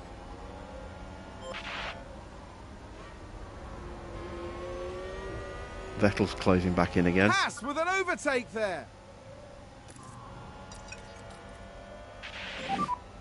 We have margin to push a bit more. Teo is slowly gaining on Stroll.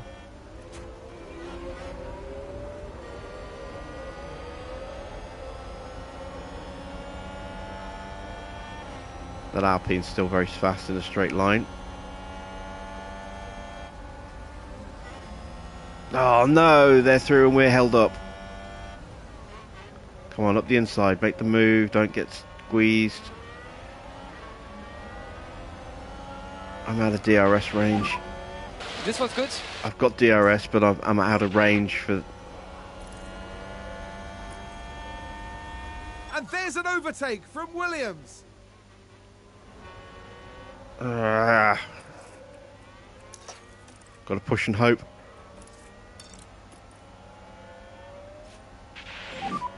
Push hard, push hard. Yes, okay. And you can use the deploy. Yeah.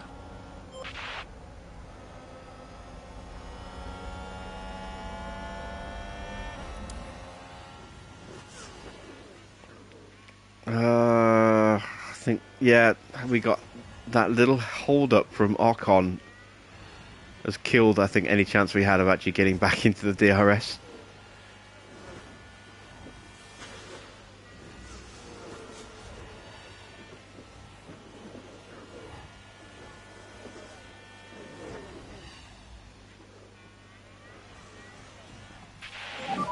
Battery's empty Keep running on again. the battery.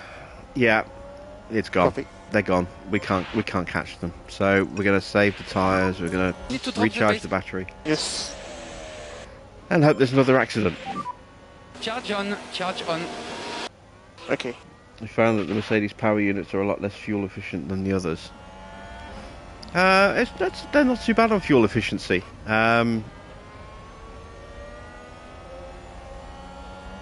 That's not the issue. It's, you know, how well you can look after your tyres. That's the thing now. Got to be able to protect those tyres.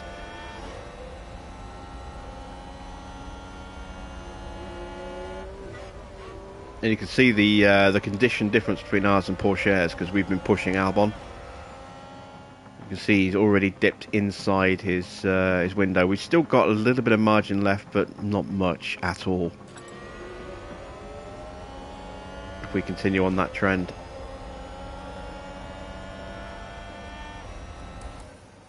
So Albon is kind of in no man's land right now, as is Teo. He was closing down Stroll a little bit, still is just by a little bit here, a little bit there. Albon's being caught by Vettel because he's charging his battery. Ocon is obviously charging up off the back of Teo Porsche, which is to be expected. It's a much better car than ours. But I'm hoping that Ocon can help pull Porsche back up the field a little bit when he eventually catches up to him. Gap to Vettel is just a second now. Ooh.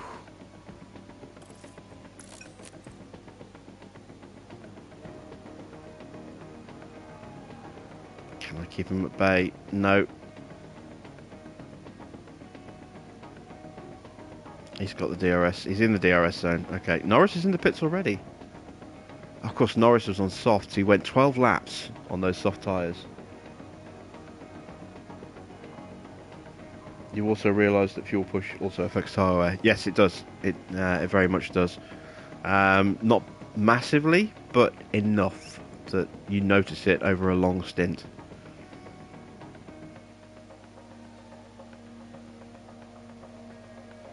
Okay, so Albon is going to stay with Looks like Aston Martin Vettel. He's out of range of Vettel already.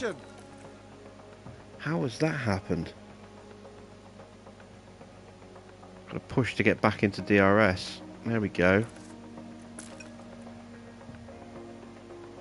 Okay, let's slow things down a bit. Ocon is all over the back of Porsche, who's closed up to 7.5 seconds now to... Actually, no, he hasn't closed in on Stroll. He's actually dropped back a little bit because he's been fighting. Charge on, charge on. Alright, there we go. Porsche's been copy. overtaken.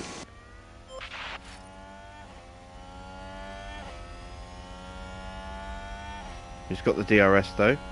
That's a good overtake from Alpine. Let's stay behind.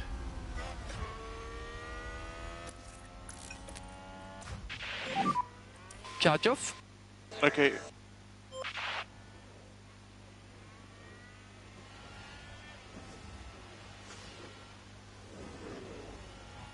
He's already almost a second out. He is a second out.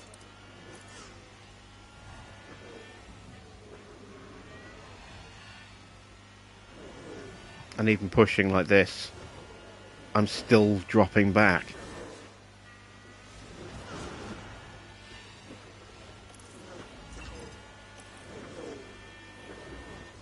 This is everything I've got.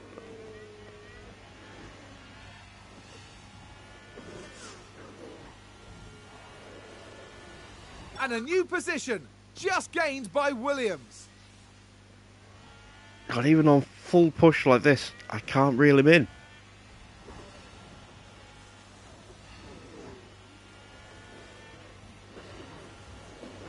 I'm not even going to try. I'm just going to melt my tyres and screw up the race plan.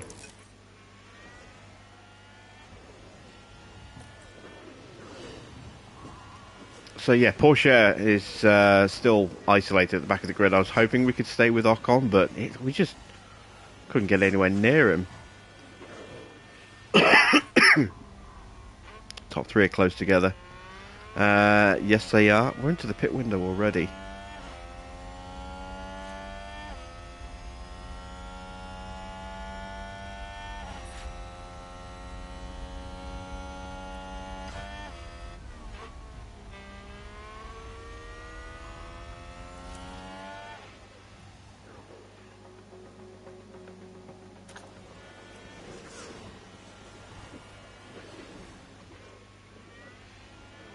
Okay, so Albon is 13 seconds behind Mick Schumacher. Eesh.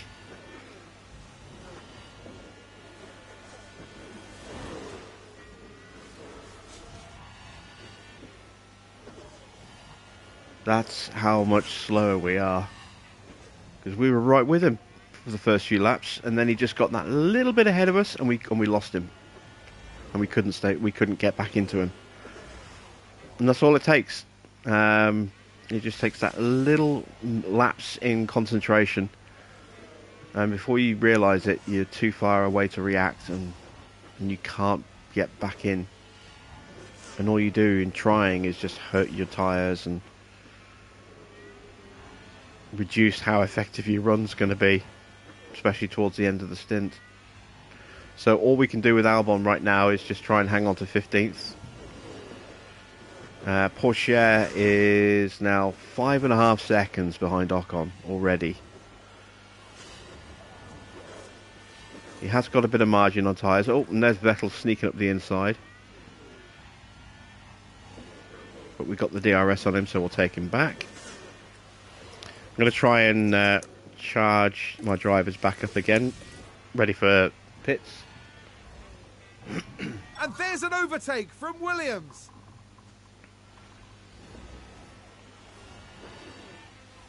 Norris is catching. Yeah, well, he's in a faster car and he's got fresher tyres.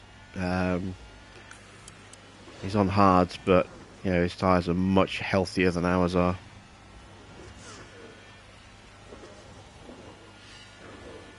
Okay, Alonso and Leclerc making their pit stops.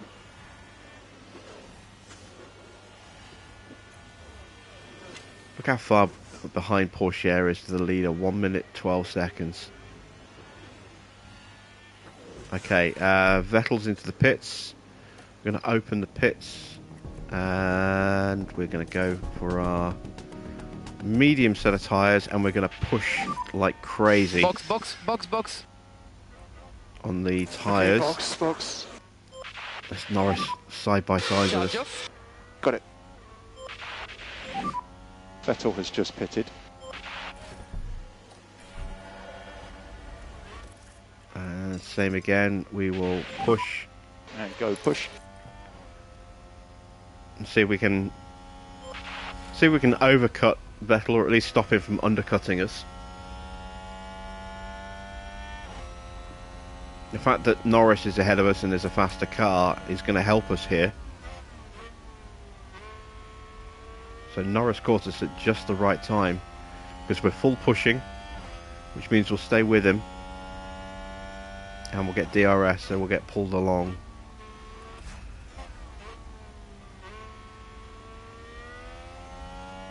Look at that, I'm already 10 seconds behind Ocon now.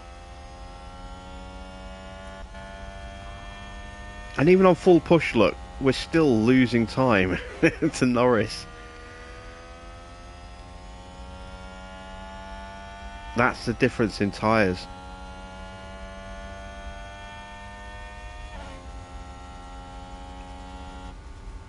I'm not complaining.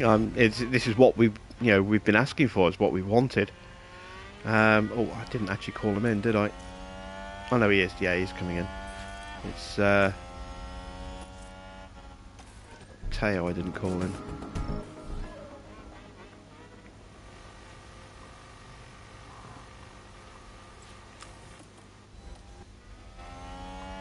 So it's Vettel that we're racing against. Let's see, do we get out ahead of Vettel? We're out of the pit lane. I think we've done it.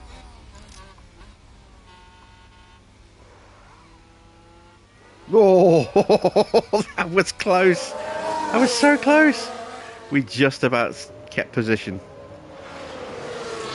Okay, let's calm these tyres right down.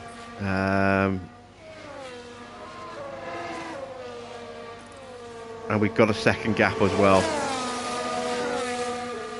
Wow, that was insanely close. Let's calm down Teo's tyres as well.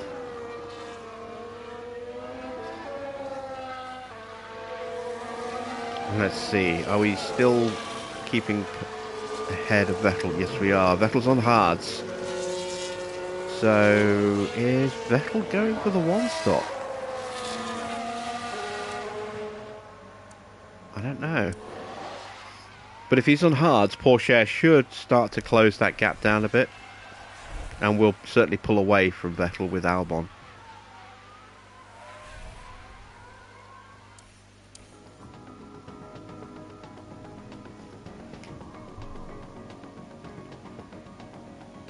That could have been Basti. I'm guessing you meant nasty.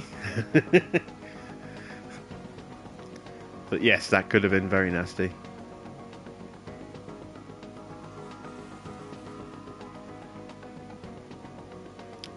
Pourchaire's been lapped already by Sainz. I'm not even going to try and hang on to the back of Sainz. He's just so much faster than we are. There's no point.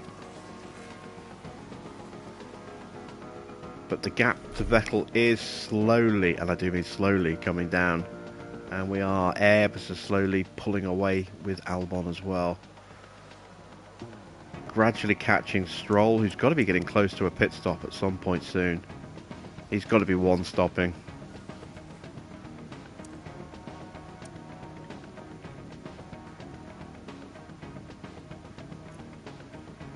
Okay, we've got a little bit of margin on tyres. But I don't want to push yet. I want to save the push towards the end of the stint.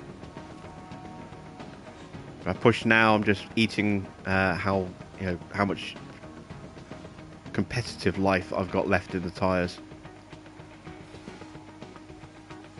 Porsche about to get lapped by Leclerc and Verstappen. Perez not too far behind. And we are on the back of Stroll.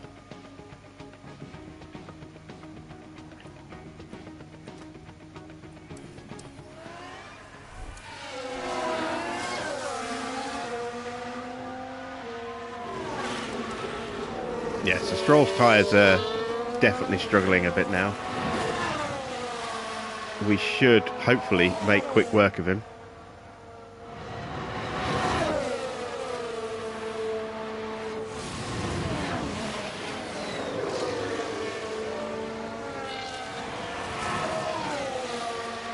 The longer we get held up like this, the more time we're losing. Cut to the inside. No, that's blocked. Go back to the outside. Blocked again. Right, we'll get him on the start-finish straight, surely. Ferrari's getting close. I want to get past Stroll before the Ferrari hits.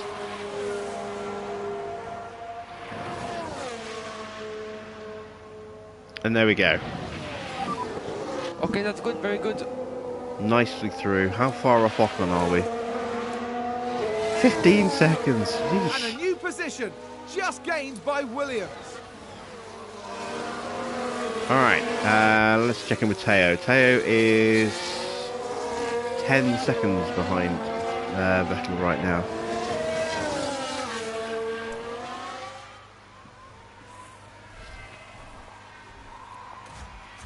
And we've broken the DRS to Stroll already. Plus he's now got lapped. So we just got to hope that he can't keep pace with the Ferrari before the Ferrari catches us, which looks to be the case.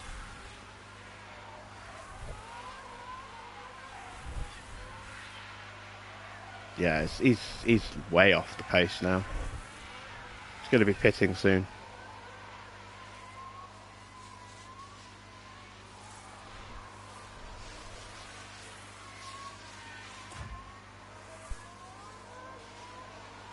Gap to Teo is closed dramatically, but that's because Vettel got lapped.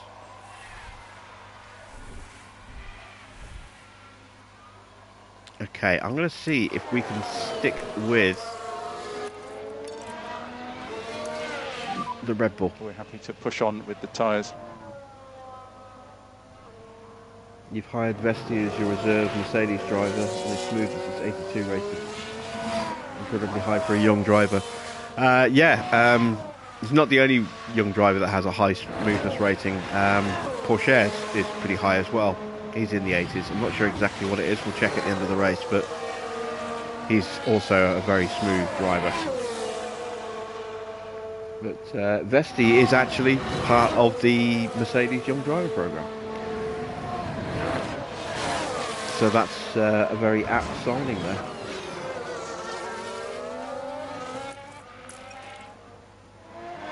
Okay, we're on the back of the Red Bull, which doesn't... and it's pitting. I was going to say, it doesn't have the same raw pace as the Ferrari, so it might be easier to hang with, and immediately it pulls into the pits. Vettel has now almost caught Stroll. Hopefully Stroll will hold his teammate up. And all those cars that lapped us are going to have to lap us again, so we're going to lose out again, time-wise, to those guys.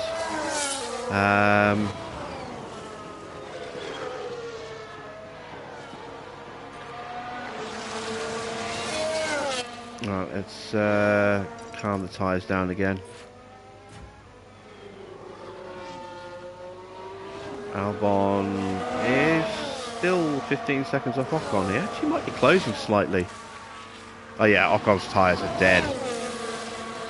So Ocon's going to be pitching onto onto hards, I would imagine.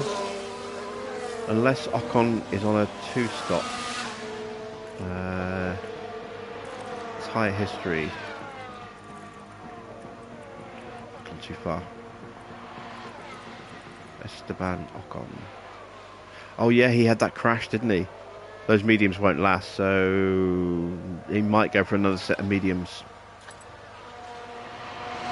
He may try and stretch them for a set of softs, but he's asking a lot.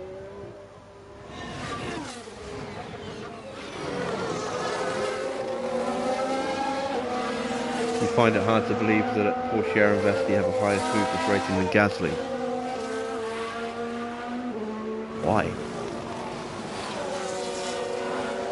Some drivers are just naturally smooth. Jenson Button was an incredibly smooth driver, able to look after his tyres brilliantly.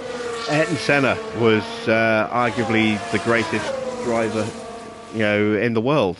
He was faster than Prost, but he was also a lot more aggressive with the tyres. Prost was brutal. Senna was brutal with his tyres at times, whereas Prost was known as the professor. He was a very technical driver. He had a very smooth style. Hamilton now is much smoother with his tyres. He was brutal with his tyres in the first half a dozen years of his career. In Formula One, he would eat those tyres like crazy. Low fuel, so be mindful of that. Some drivers are just naturally smooth. Other drivers have to work at it. Hamilton was one of those who had to work at it, but drivers like Button and Prost just had it from day one. Gasly's experience, so you didn't expect a young, inexperienced driver to be smoother on tyres. Well, yeah, Gasly's experienced, but I mean, he's also fairly aggressive. Porsche is not an aggressive driver, so that generally means he's going to look after his car and his tyres a bit more.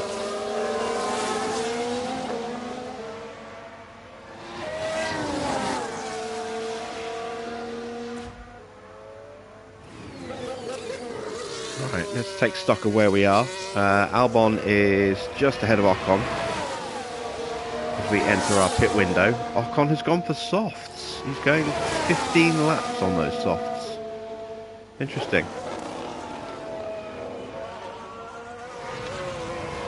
Well, 15 laps, not 16, because we've been lapped. If I can keep him behind me for a bit, that'll be good. If he gets past me, if I can then stay with him, that would be even better. Porsche in no man's land. I have no idea. There we go, interval. 6.5 seconds off Vettel.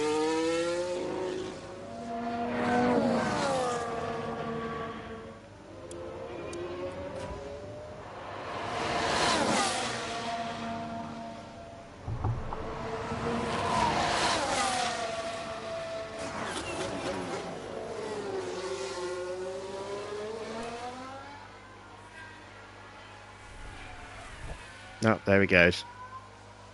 Couldn't hold him back for very long. Can we stay with him, though? Oh, look how much traction he's got compared to us. Alpine just advanced. He's gone. We can't catch that. He's already outside of a second. Yeah, it's a faster car, but fresh, brand new soft tyres against worn medium tyres. Yeah, no contest. Not even worth trying. We'll just eat these tyres up before we're ready to pit.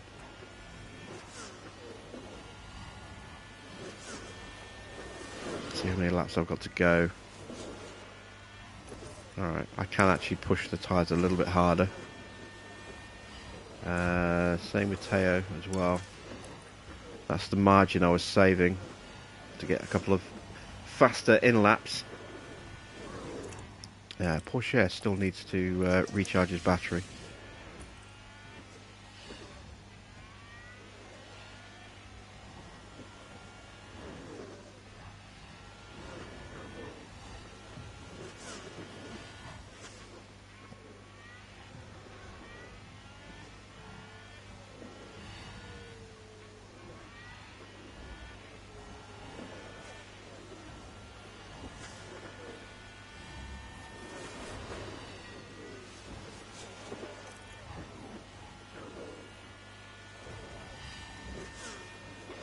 I didn't even see that Ferrari come through in front of us.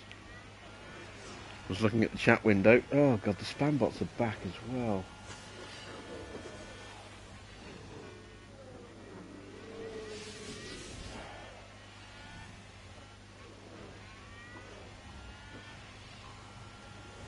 Oh, they're so annoying.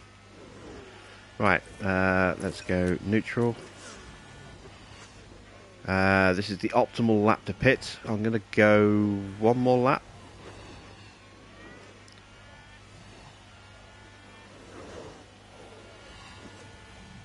Porsche's gap has increased dramatically to Vettel. I'm guessing he's been lapped again. Yeah, he's been lapped again.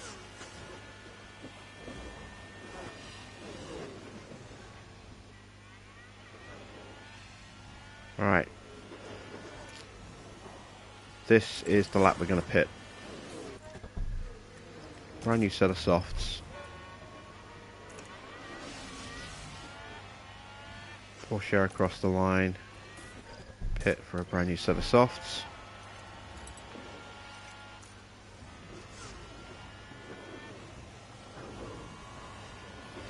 Any plans of streaming a Mercedes career? Probably not.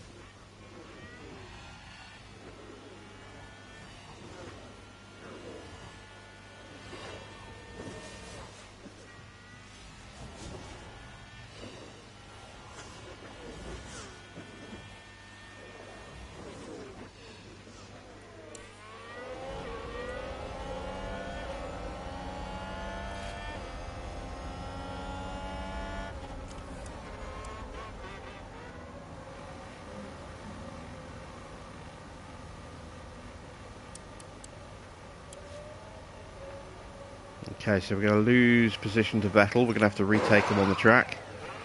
But we're going to have the tyres to do it.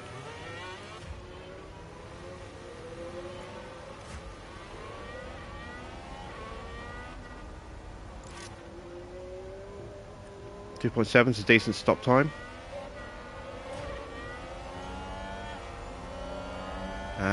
We are 9 seconds behind. Okay. Porsche back down to last. Stroll is on his final set of tyres. We're going to have to chase him down. Looks like we're fighting for the position to be qualified in, 17th and 19th. What is it with these spam bots? I don't know. I'm not the only channel that has problems with them popping in like this.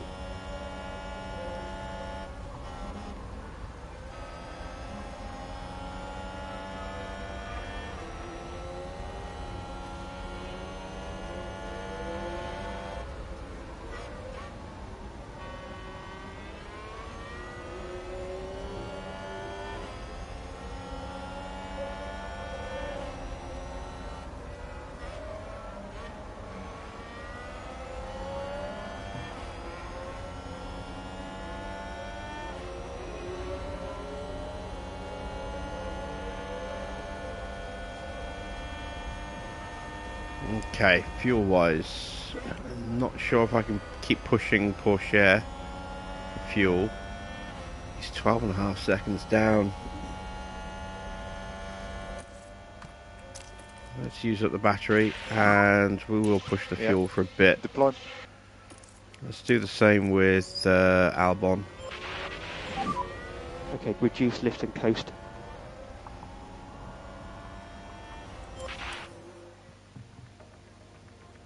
Try and eat that gap up a bit.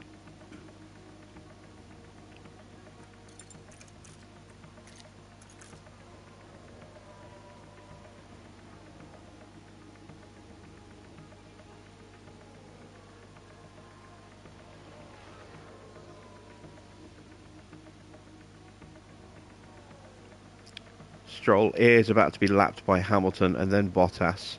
That's going to help slow him down a bit, although we've got Alonso not far behind us, and then another queue of 3 more cars. Check the DRS.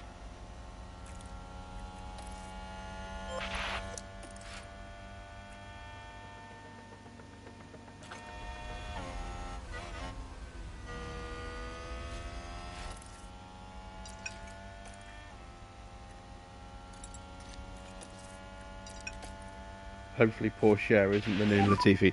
Porsche's a lot more talented than Latifi as a driver. Okay. You can afford to drop back. In my opinion, anyway. Need to drop the pace. I mean, Latifi came into Formula 1 with a lot of promise and a lot of money, but with a lot of promise. But I mean, he got absolutely obliterated by George Russell. And then, you know, George left to go to Mercedes, and Alex came in, and he's been obliterated by Alex, who has had a year off. You know, hasn't raced, didn't race competitively for over a year. So, yeah, that just says everything you need to know about Latifi.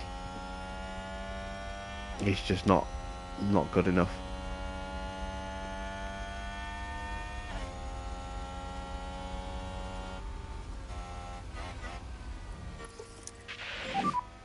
Okay, ciao, John. We've caught Vettel. And that's as far as we're going to go without a safety car. Because we can't make up 30 seconds.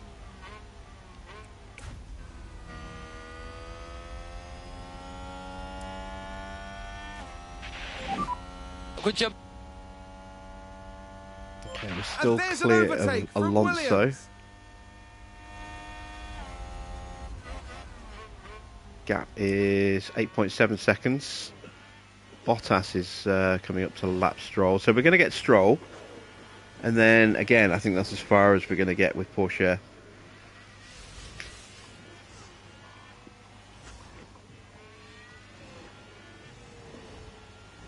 I just want to try and get him a little bit closer before I turn his fuel down.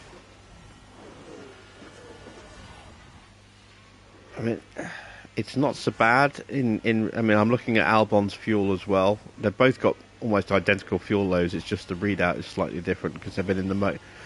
Porsche has been in this mode longer.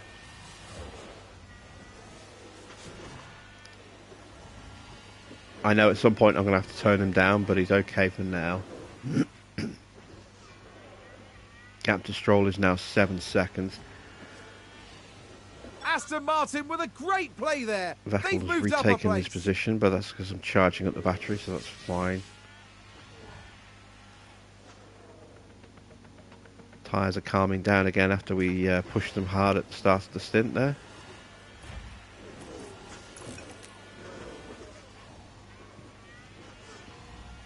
Porsche's battery is refilled. Let's try and get back on onto Stroll again. And a new position, just gained by Williams.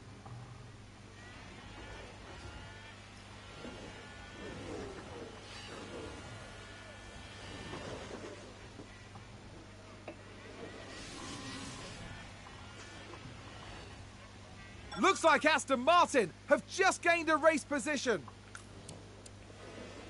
Okay, Vettel's tyres are pretty ragged. But ours are degrading fast, so if I'm going to make the move, I'm going to have to do it pretty soon if I want to sprint away from him.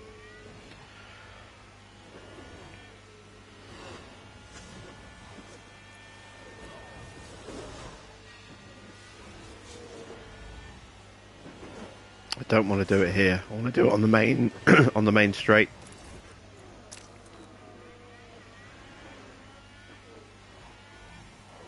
There we go.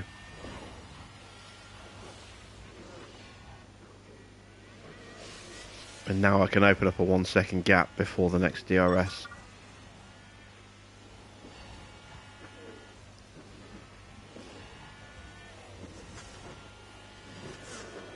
Beautiful.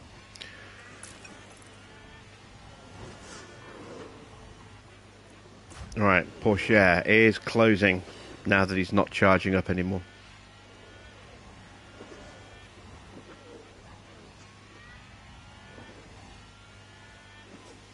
I think I'm going to run out of laps though.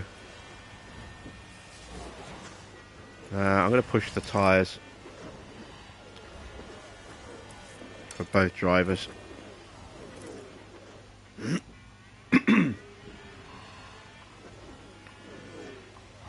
3 more laps. Can I get Stroll in 3 laps? I'm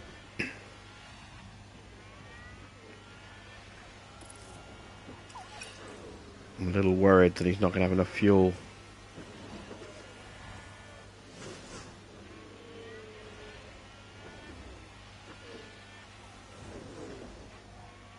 Can't remember how much fuel I burn on a lap.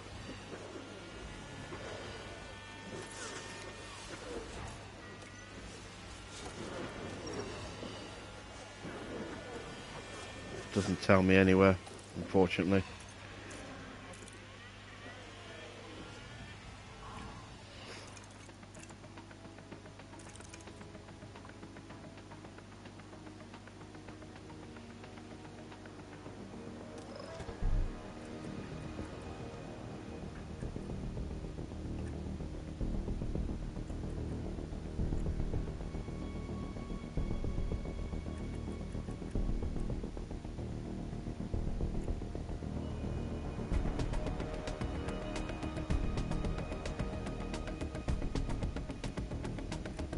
No, it doesn't tell you what the predicted fuel burn per lap is, which is a bit annoying. I'm having to try and do it from memory. I'm not sure 1.3 is going to be a problem. It's the last lap. I've got 1 more lap after this, so I should just about be good. But I don't think I'm going to catch. Full deploy. I don't think I'm going to catch Stroll, unfortunately.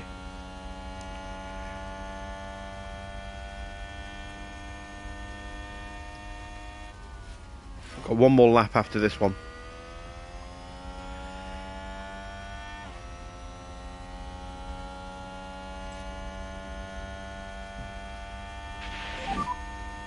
Next lap, last lap.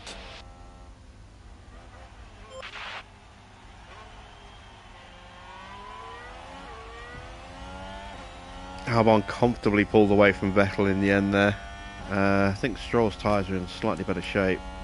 Oh yeah, he's on mediums and they are in better shape. That's why we're not catching as fast as I was expecting. I thought he was on hards. 2.2, that's enough to push. I'm going to just give it everything. I think you can reduce lift and coast. Eat up the last of the tyres, the last of the fuel, the last of the battery, and just hope. The gap's 3.5 seconds. I've got no one behind me that's going to try and lap me. That was him. That was Stroll just disappearing around the corner. Come on. Let me at least retake Stroll. If we hadn't had that spin right at the start, which dropped us 15 seconds back, you know, we could be looking at 17th and 18th, but... Oh, God damn it.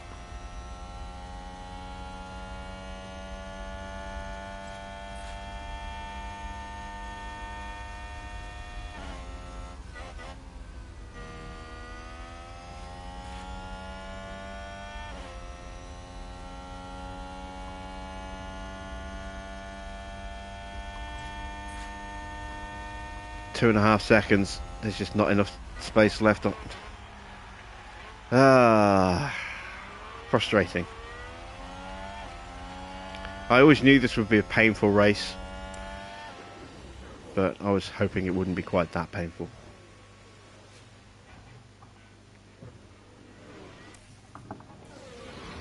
And Porsche spin certainly didn't help things. In terms of our pace per lap, our best lap was a 1:34.0 and a 1:34.0. So pace-wise, they're pretty evenly matched, the two drivers, which is good. comfortably faster than the Astons, but you know, we were running with better tyres at the end of the race, hence the difference. In the constructors we stay 9th, but we are still ahead of Aston Martin because we've got a higher place to finish than them.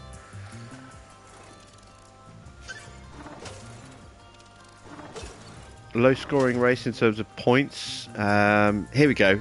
So there's the practice breakdown there, so you can see how much points you earn during practice. Drivers can earn up to 100 experience by being on track for at least 50% of each practice session. There we go. You had seen that somewhere. Qualifying, we only made Q1. For the race, only good. We didn't get many chances to try and overtake. Albon had a more impressive race. He got more attempts at overtaking in. Some successful, some failed. But yeah, Porsche, very little to do because he was just at the back of the grid pretty much the entire race. So despite having a great growth potential, because he did so little in the race, he doesn't get that many points. Has managed to get a skill point out of it though, which is good.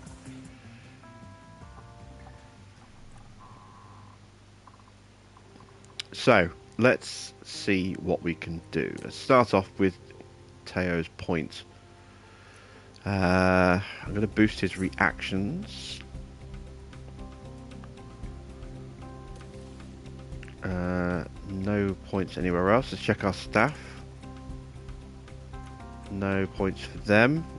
We're up to 8.8 million in finances. Let's check the calendar for what's coming up.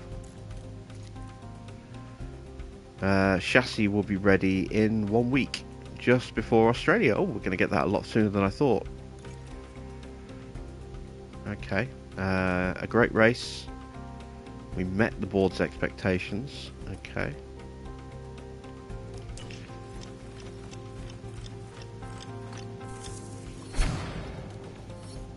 Okay, so we got our new chassis. It's not going to have much of an improvement on the car, but every little helps at this point. Ferrari are leading the constructors by 34 points. Carlos tops the drivers by 2 points. Interesting. So, next race is in 2 days. I'm up to 13 mil. Do I emergency a pair or 3? It's expensive. Let's see just if it's worth, in terms of the improvement, is it worth rushing it?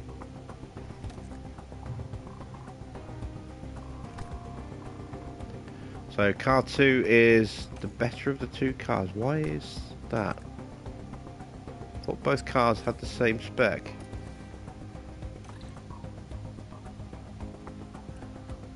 Did I forget to put something on this car?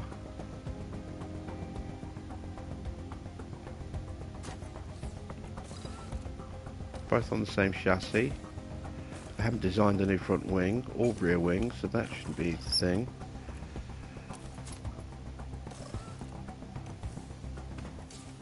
Underfloor's still being designed. They're both on the same suspension, so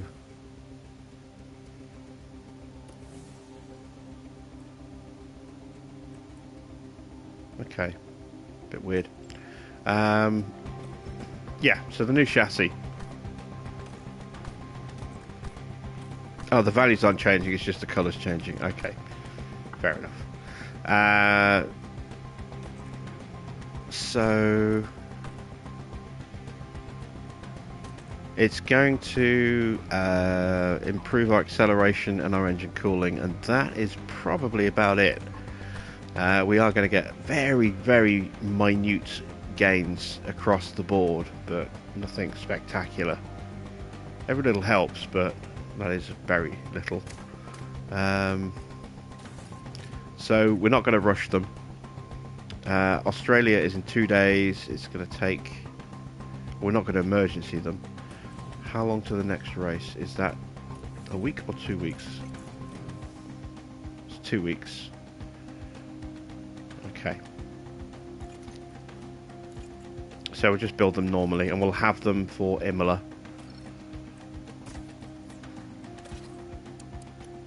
Nope. There we go. Oh, 32 days. Oh, okay. We might have to rush them. Yeah, we'll have to rush them. Okay, there we go. So that's the new chassis on the way. When is the new testing period? That's got to be coming up soon as well. New testing period is in 26 days. Okay, we've got a bit of time then. So maybe I can squeeze in a cheeky side pod.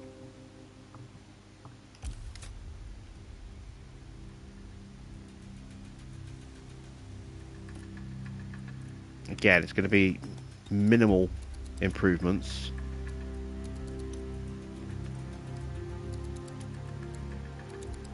But any improvement is a good thing right now. So we'll get marginal gains on speed, cornering performance, dirty air performance. Get a nice little bump of a couple of % in engine cooling.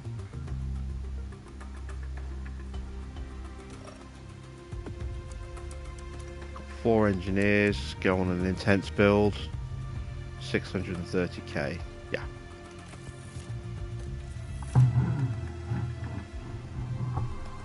Okay, so we've got a very minor upgrade to the side pods in development now as well.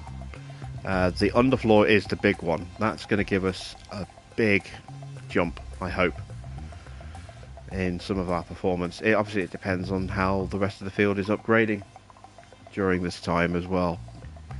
That's still 45 days away, but we'll get the side pods and the underfloor pretty much at the same time. So just in time for Monaco, and then we can assign both teams onto new projects. We checked our drivers. Oh, we have got a point for Alex, haven't we? What do I want to improve? I think I want to improve his cornering pace. Our staff, no points yet. I've got 12.2 million. So let's look at improving our facilities. I would like to improve the wind tunnel, but by the same token... Well, actually no, the CFD simulator first. By the same token, I would also like to improve the team hub and the race simulator. Team hub costs 1.5. I can do one of these two. So I'm going to go with the race simulator. And that'll leave me just enough, and I do mean just, to upgrade the CFD.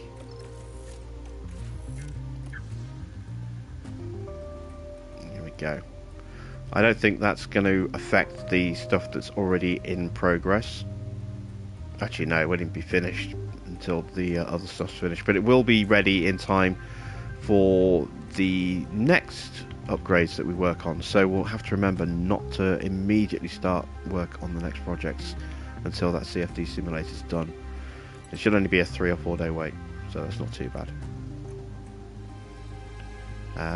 Did I allocate any training to my pit crew? I did not. Let's change the focus there to tyre changing.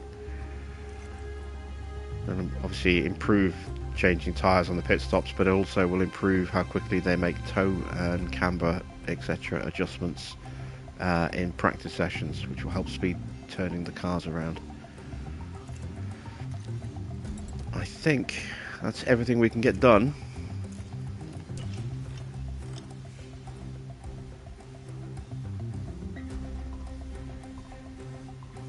And that's 2 races that we've got done tonight, so we'll call it a day there.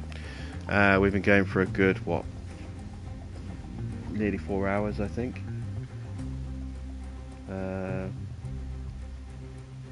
Somewhere in that region. So yeah, we'll call it a day here. I will continue to stream tomorrow. We'll do the next 2 races tomorrow. So we'll do Melbourne, and then we'll do Imola, and we'll try and do 2 a night for the rest of the week.